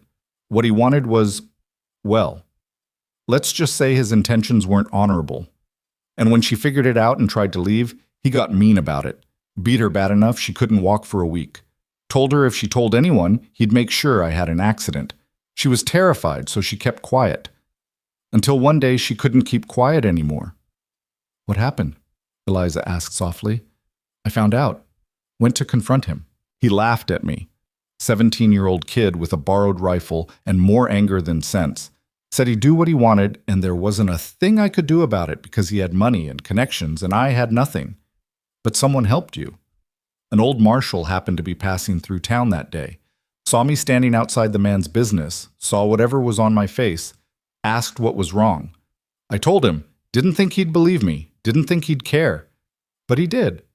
He walked right into that building, dragged the man out by his collar, and arrested him right there in the street. Made sure everyone knew what he'd done, made sure my sister was protected. And the man? Served 5 years in a territorial prison. Got out eventually, but by then my sister and I were long gone. Started fresh somewhere, he couldn't find us. Where is she now? Eliza asked. Your sister? Jacob's silence told her the answer before he spoke. She died 4 years ago. Cholera. She'd married by then, had a good husband, a little house. Was happy, or as happy as she could be after everything. But she was safe when she died. That mattered to me. That someone had given her a chance to be safe.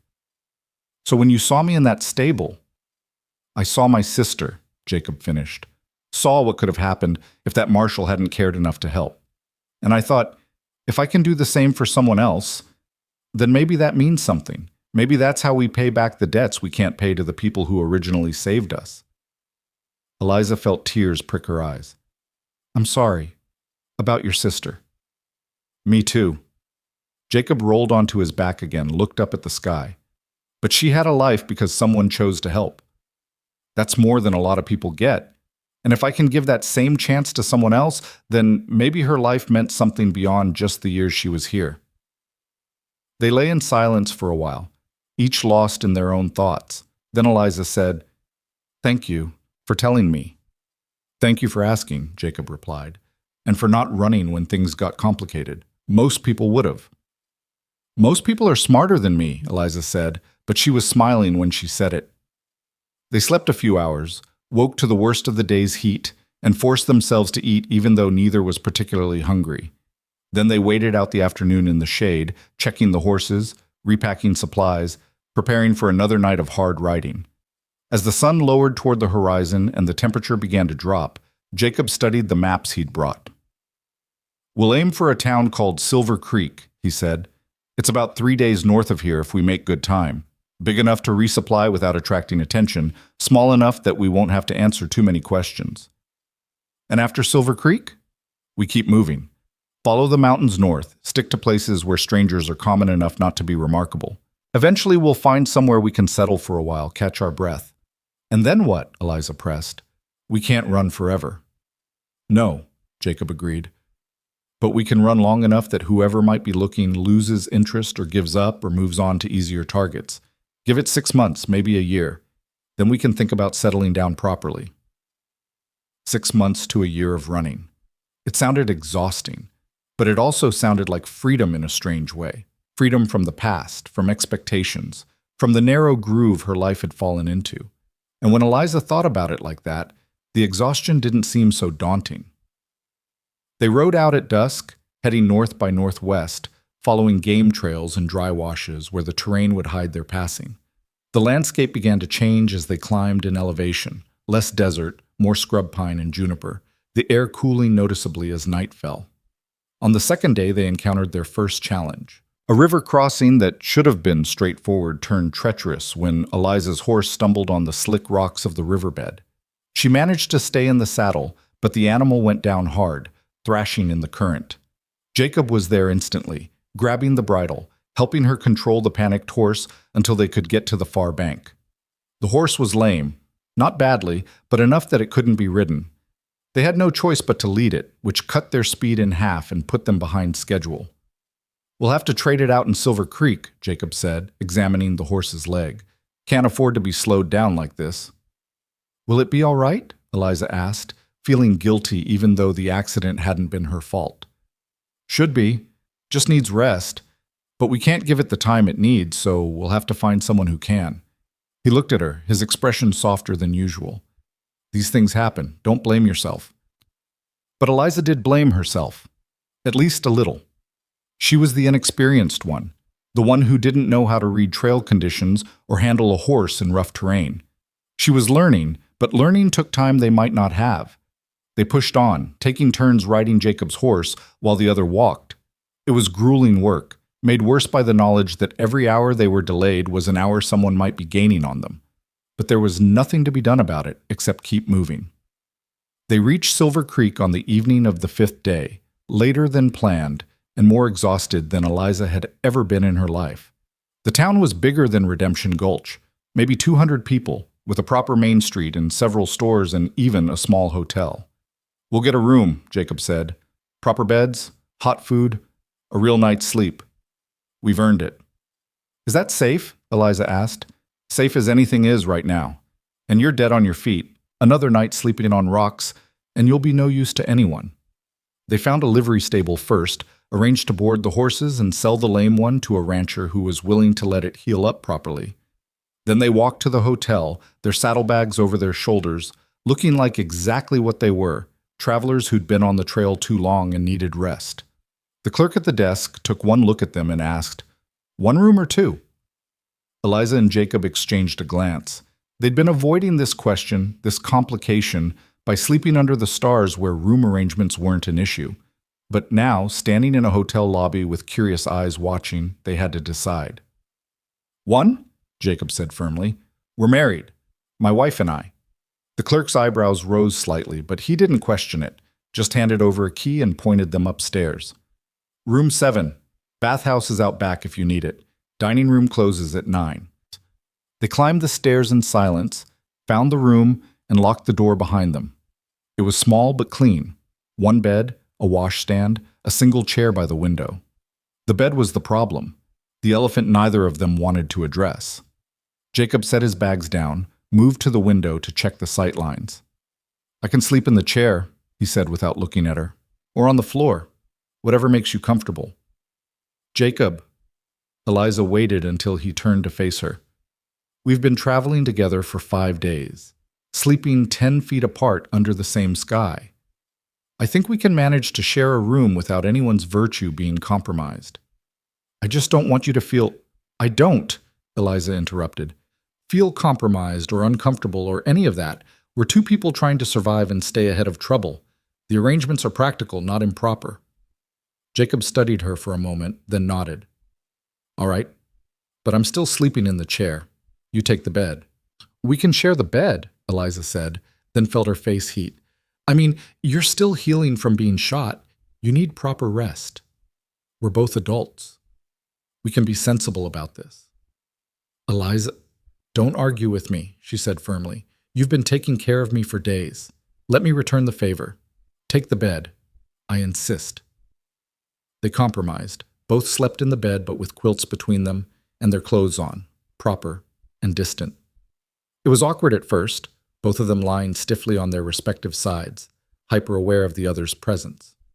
But exhaustion won out over propriety, and soon they were both asleep. Eliza woke once in the night to find herself curled against Jacob's back, her arm thrown across his side. She should have moved away, should have maintained the careful distance, but he was warm and solid, and his breathing was deep and even, and for the first time in weeks she felt safe. So she stayed where she was and fell back asleep. In the morning, neither mentioned it. They spent 2 days in Silver Creek, resting and resupplying. Jacob bought new clothes for both of them, practical traveling wear that would hold up to hard use. He also bought a rifle and ammunition, and spent an afternoon teaching Eliza how to load and fire it. "I don't want to shoot anyone," she protested. "Neither do I," Jacob said. "But wanting and needing are different things. You need to know how to defend yourself, just in case." So she learned how to sight down the barrel, how to breathe and squeeze rather than pull the trigger, how to compensate for wind and distance. She wasn't a natural shot, but she was competent enough, good enough to hit what she was aiming at least at close range. On their last evening in town, they had dinner in the hotel dining room, a real meal with bread and butter and beef that wasn't jerky. It felt almost normal, almost like they were just two people having dinner and not fugitives running from something they couldn't name. "Tomorrow we head into the mountains proper," Jacob said, keeping his voice low. "Trail gets rougher from here, but it's also more isolated, harder for anyone to follow." "How much further?" Eliza asked. "Another week, maybe 2. Depends on the weather and the passes. But once we're through, we'll be in Colorado proper. Can find a place to settle for a while." Eliza nodded, pushed food around her plate. "Jacob, can I ask you something?" "Always." "What happens after? After we settle, after we've run long enough and waited long enough? What then?" Jacob was quiet, thinking. "I don't know," he said finally. "I hadn't thought much past getting us somewhere safe." "But we can't just run forever," Eliza said. "Eventually we'll need to build something. A life, a home. Something more than just survival." "I know." Jacob met her eyes across the table. "And when we get there, when we've got enough distance and enough time, we'll figure out what that looks like. Together." "Together," Eliza repeated. The word felt significant somehow, weighted with meaning beyond its simple definition. "Is that all right?" Jacob asked. If we figure it out together? Yes, Eliza said. That's more than all right. They left Silver Creek at dawn, riding into mountains that rose like purple shadows against the sky. The trail was steep and winding, following a river gorge up into high country where the air was thin and cold even in summer. They saw no one for days, just hawks circling overhead and the occasional deer bounding through the trees. It was hard going. The horses struggled with the altitude, and so did Eliza. Her lungs burned with every breath, and her legs ached from the constant uphill climb. But she didn't complain, didn't ask to slow down. She'd chosen this, had insisted on coming. She wouldn't prove Jacob's doubts right by failing at the first real challenge. On the 8th day out of Silver Creek, they crested a pass and looked down into a valley that took Eliza's breath away. Green meadows stretched between stands of pine and aspen, a stream glittering like silver thread through the middle, and in the distance, more mountains rising blue and majestic toward a sky so clear it hurt to look at. Colorado, Jacob said. We made it.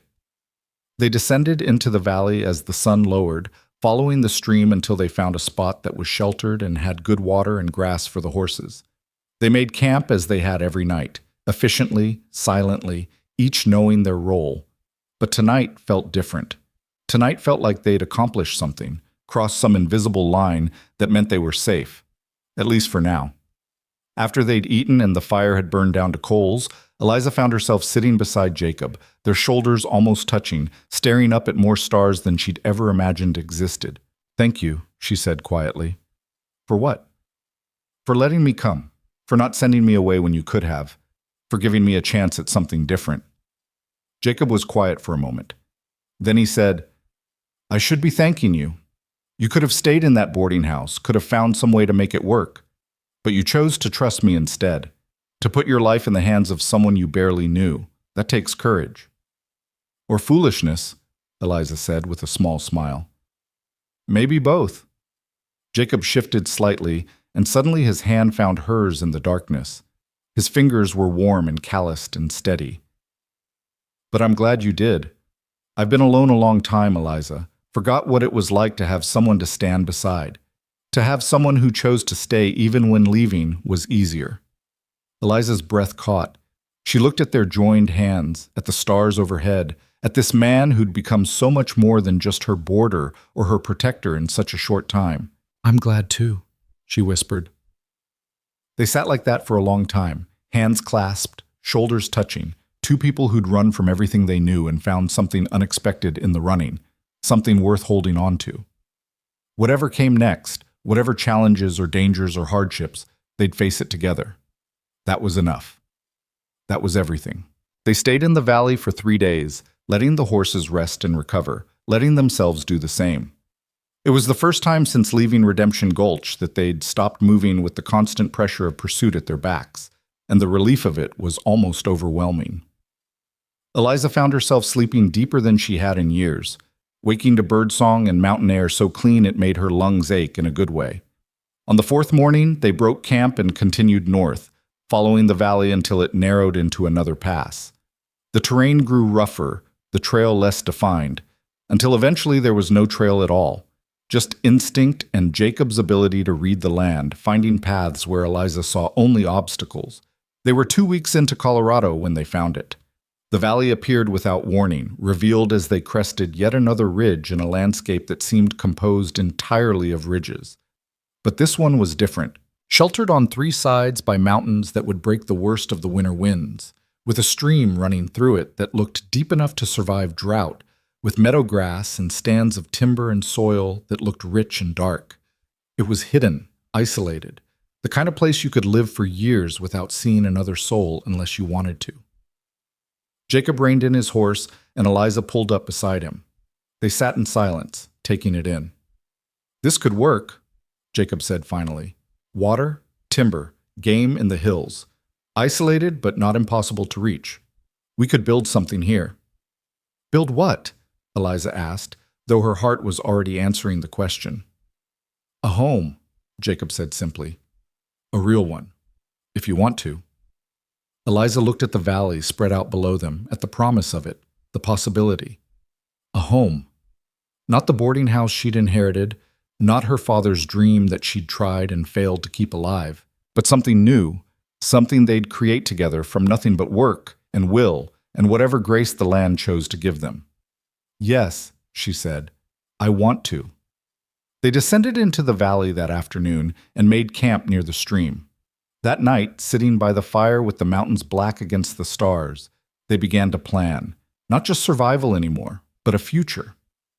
Jacob sketched rough diagrams in the dirt with a stick, where they'd build the cabin, how they'd orient it to catch the sun in winter and shade in summer, where the barn would go, where they'd clear land for crops. "We'll need supplies," he said, "more than we can carry on horseback. There's a town called Leadville, about 40 miles west, mining town, probably rough, but big enough to have what we need. Lumber, tools, seed, livestock." "How much will that cost?" Eliza asked. Jacob did some mental calculation. "More than we have. We'll need to work for a while, save up. Maybe I can hire on with a ranch. You could find work in town. 6 months? Maybe 8? Then we come back here and start building." Eliza felt a pang of disappointment. They'd just found this place and now they had to leave it? But she understood the logic. They couldn't build a life with empty pockets and no resources. "All right," she said, "but we come back. This is ours now, even if we can't stay yet." "We'll come back," Jacob promised. "I swear it." Before they left the valley, Jacob did one thing that surprised her. He cut a piece of bark from an aspen tree near their campsite and carved their initials into it with his knife, EM and JH, with the date below. Then he hammered it to a tall pine at the edge of the meadow. "So we remember where to come back to," he explained. "And so anyone who stumbles through here knows this land is claimed." They rode out the next morning, and Eliza looked back 3 times before the valley disappeared behind the ridge. Each time, her chest tightened with something that felt dangerously close to longing. She'd never felt that way about the boarding house, never felt that pull to return. But this place, this hidden valley that was nothing but grass and trees and water, already felt like it was hers in a way nothing else ever had. Leadville was everything Jacob had warned, and worse. A sprawling, chaotic mining town jammed into a narrow valley, full of miners and gamblers and women in painted faces standing in doorways.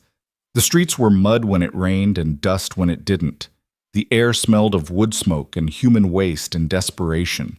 It was loud and crude and absolutely alive in a way that Redemption Gulch had never been, even in its best days. "We'll need to be careful here," Jacob said as they rode in. "Keep our heads down. Don't attract attention. Don't get involved in other people's business." But they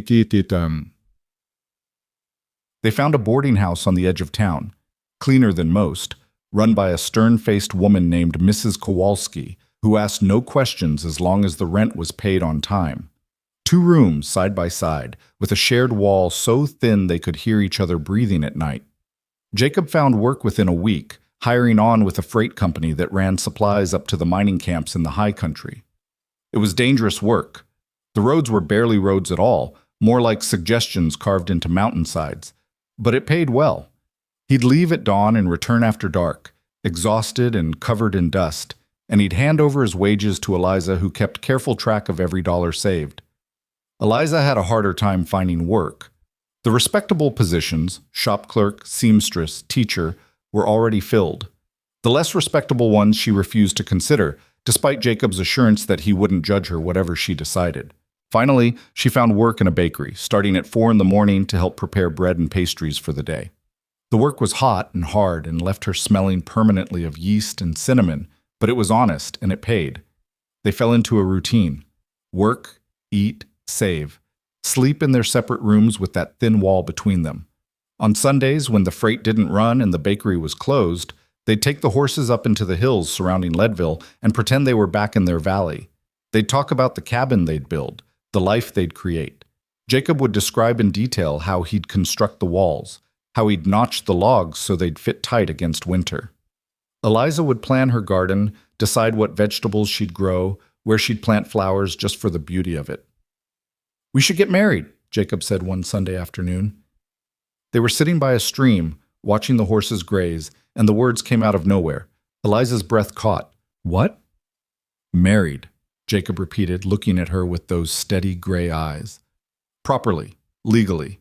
Not just for appearances like we told that hotel clerk, but for real. Why? Eliza asked, and immediately regretted how it sounded. I mean, we're managing fine as we are. What would change? Jacob was quiet for a moment, choosing his words carefully. Everything and nothing. We're already building a life together, already planning a future. But if something happened to me, if I got hurt or killed, you'd have no legal claim to anything.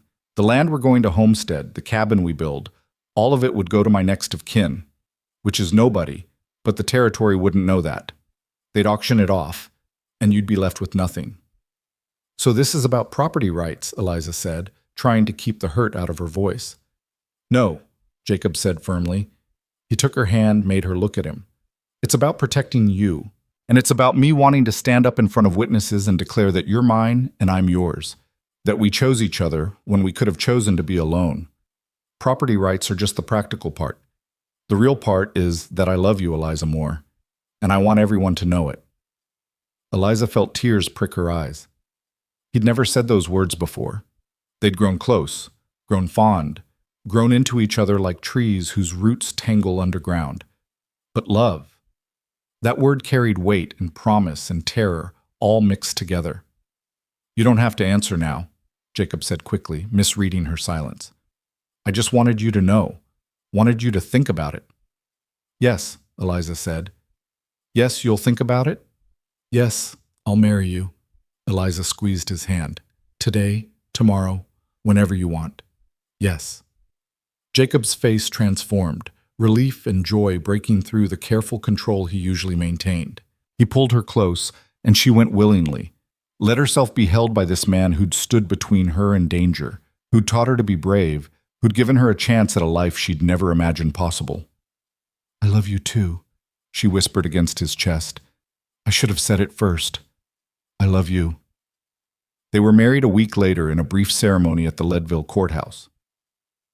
Mrs. Kowalski stood as witness, along with a freight driver Jacob worked with and a woman from the bakery who'd been kind to Eliza. The judge was drunk but functional, and he pronounced them husband and wife with a bored efficiency that somehow made it feel more real, more permanent. No flowers, no fancy dress, no celebration beyond a dinner at a restaurant that served steaks tough as boot leather. But Eliza had never been happier in her life. That night, in Jacob's room, their room now, they consummated the marriage with a tenderness that surprised them both. All the careful distance they'd maintained, all the propriety and restraint, fell away to reveal something deeper. After, lying tangled in sheets that smelled of them both, Eliza felt a completeness she'd never experienced. This was what home felt like. Not a place, but a person. Not walls and a roof, but arms that held you, and a heartbeat that matched your own. The months in Leadville passed in a blur of work and saving and planning. Summer faded to autumn, autumn to winter. They moved into a single room now, told Mrs. Kowalski they were married, paid the reduced rate. The work continued, dangerous for Jacob as the mountain roads iced over, exhausting for Eliza as the bakery did steady business feeding miners who worked around the clock. But they saved. Every dollar they didn't absolutely need went into a box under their bed. They bought supplies when they could find them cheap, nails, an axe, seed packets, a good saw. Jacob traded work for a wagon and team, spent his rare free days repairing it until it was sound. They accumulated the raw materials of a future, piece by piece. Winter in Leadville was brutal. Snow piled 6 feet deep in the streets. The wind came howling down from the peaks with a ferocity that made the cheap boarding house walls shudder. Jacob's freight company suspended operations for 2 months, impossible to navigate the passes. But the bakery stayed open, and Eliza worked double shifts to make up for his lost wages. It was during those dark winter months that the first letter arrived. Mrs. Kowalski brought it up to their room, looking curious. Came for you, she said, handing it to Jacob. Return address says Arizona Territory. Jacob's face went carefully blank as he took the envelope.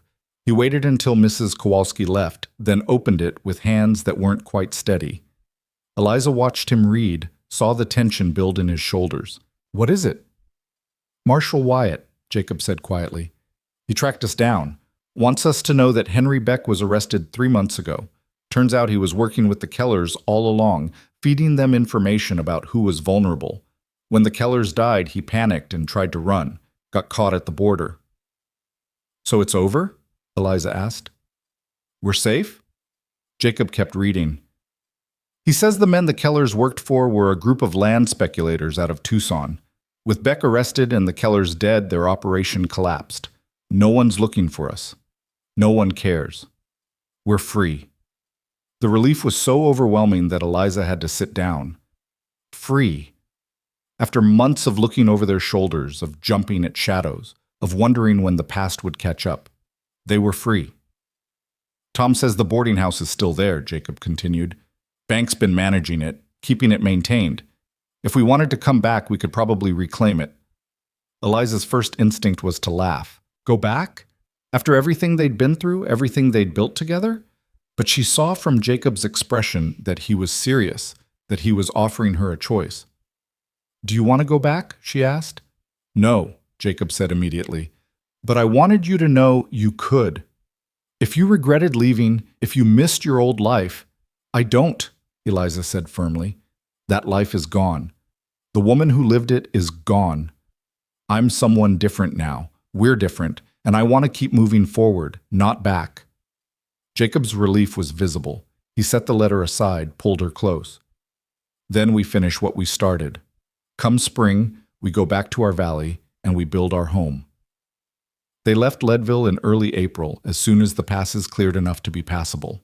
The wagon was loaded with everything they'd accumulated: lumber and tools and seed and supplies, 2 cows and a handful of chickens in crates, a cast-iron stove that Jacob had somehow acquired through trades and favors. It was a slow journey, the wagon heavy and the roads treacherous with spring mud, but they didn't care. They were going home. The valley was exactly as they'd left it, only more beautiful. Spring had transformed it. Wildflowers blooming in riots of color, the stream running high with snowmelt, the grass so green it looked painted.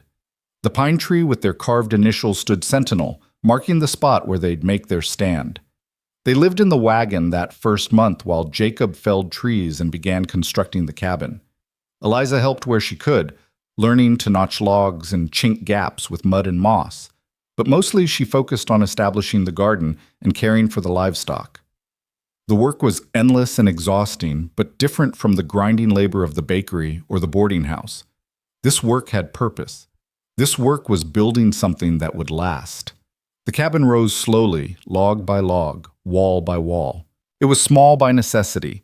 One main room with a sleeping loft above, a stone fireplace that Jacob built with painstaking care, windows positioned to catch the morning light. Nothing fancy, nothing grand.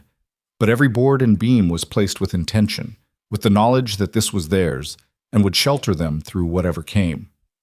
By midsummer, the cabin was finished enough to move into. They spent their first night inside lying on bedrolls on the bare floor, staring up at the exposed rafters, listening to the wind in the pines outside and the stream running past. "We did it," Eliza whispered. "We did," Jacob agreed, "though I'm not sure it's actually done. Still need to finish the loft, build furniture, construct the barn." "I don't mean the building," Eliza interrupted.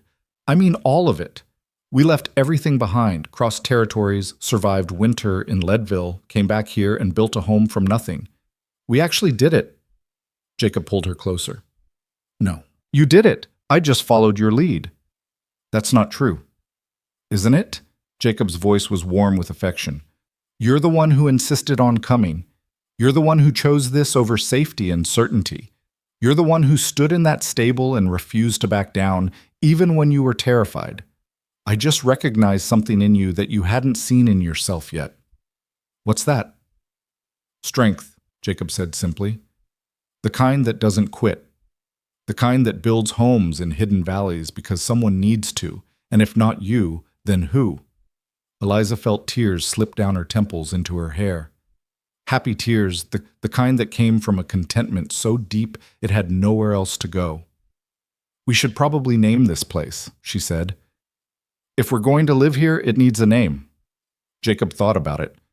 "What about Hope Valley, after what we found here?" "Too obvious," Eliza said. "What about Hale Valley, after your family name?" "Our family name now," Jacob corrected. "You're a Hale too, remember? Then Hale Valley it is." The years that followed were hard in the way that building a life from raw land is always hard. There were seasons when the crops failed, when winter came early and brutal, when illness or injury laid one of them low and the other had to carry everything alone. There were times Eliza thought about that boarding house in Arizona, wondered if they'd made a terrible mistake choosing wilderness over civilization.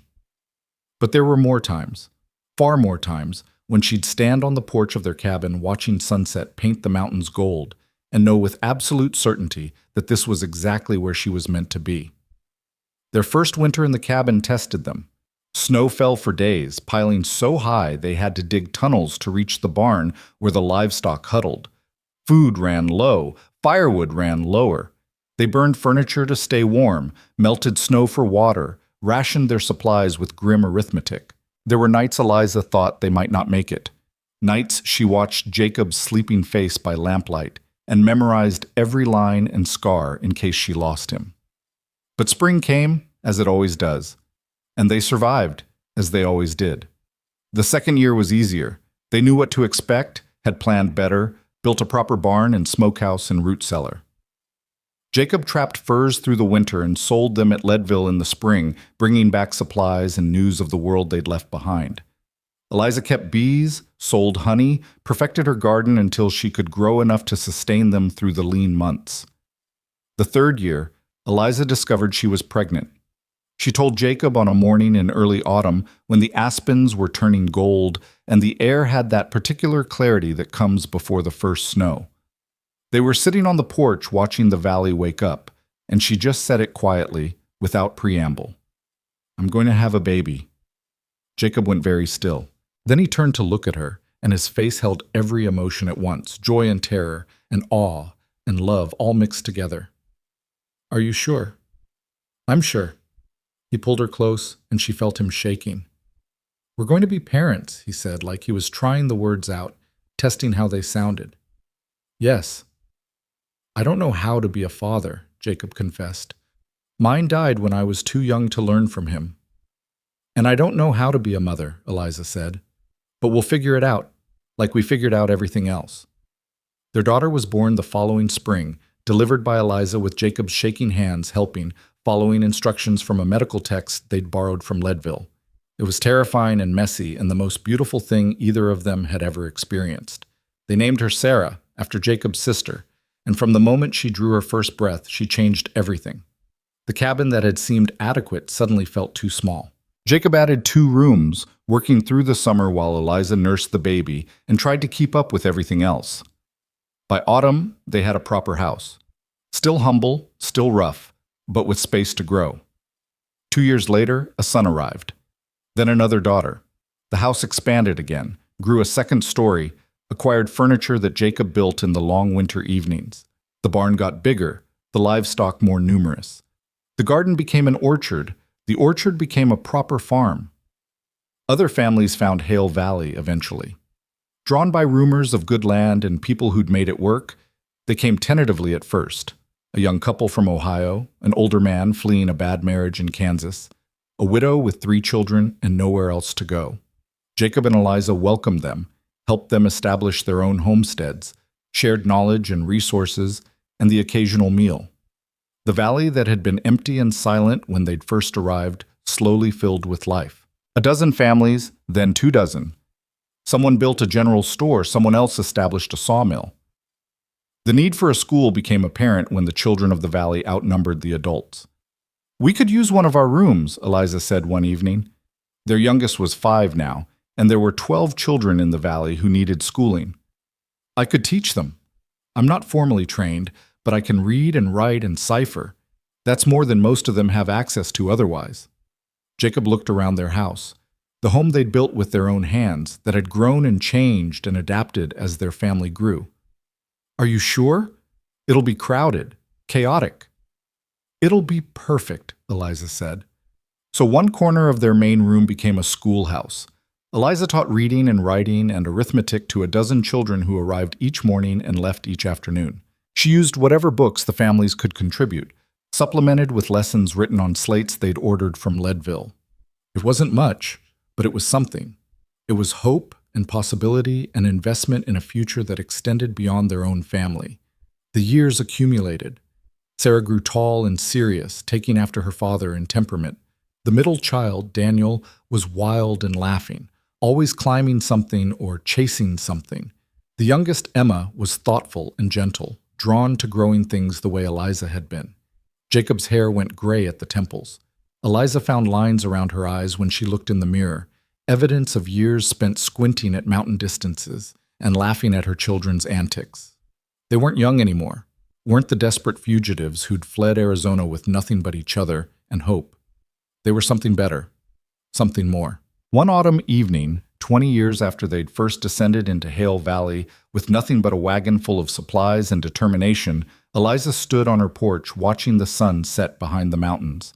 The valley had changed dramatically, a proper settlement now, with houses dotting the meadows, smoke rising from a dozen chimneys, children playing in the last of the daylight. The school had moved to its own building 3 years prior, a proper structure built by the whole community. But Eliza still taught there most days, still welcomed the valley's children, and tried to give them the tools they'd need to build their own futures. Jacob came out to stand beside her, his arm settling around her waist with the easy familiarity of decades. They watched the valley together in comfortable silence. "Do you ever think about Arizona?" Jacob asked. "About how different things would have been if you'd stayed?" Eliza considered it. "Sometimes," she admitted. "But it feels like remembering a different person's life, like the woman in that boarding house was someone I used to know but don't really understand anymore." "Any regrets?" "No," Eliza said immediately. Then, more thoughtfully, "Well, maybe one.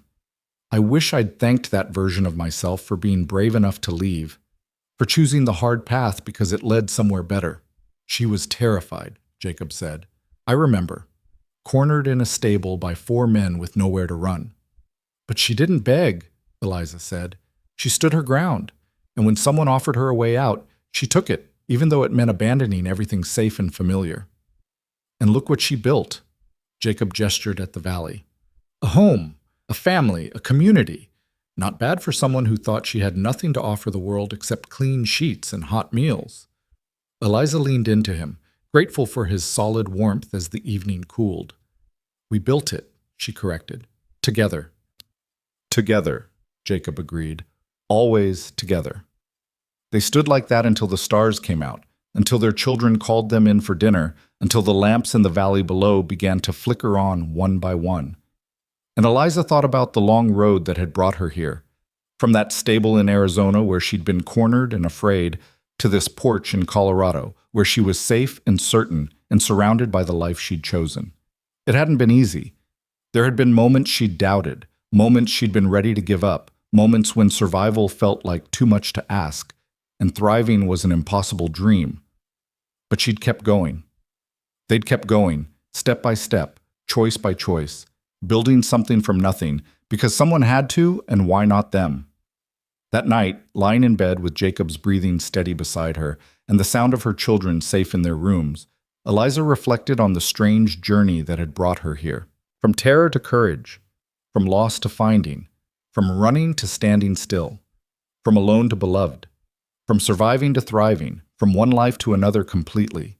The woman who'd been cornered in that stable, young, scared, thinking her choices had run out, could never have imagined this. Could never have pictured standing on a porch in a hidden valley, surrounded by family and community and purpose, looking back on decades of hard-won happiness and forward to whatever came next with confidence instead of fear. But that woman's courage, her refusal to break even when breaking would have been easier, her willingness to choose uncertainty over safety and possibility over comfort, that courage had made everything else possible, had planted the seed that grew into this life, this home, this love that surrounded her now. Eliza closed her eyes and let sleep take her, secure in the knowledge that tomorrow would bring its own challenges and joys, and she'd meet them the same way she'd met every challenge since that day in the stable, with her head high, her voice clear, and the man she loved standing beside her, ready to face whatever came next. Together, always together.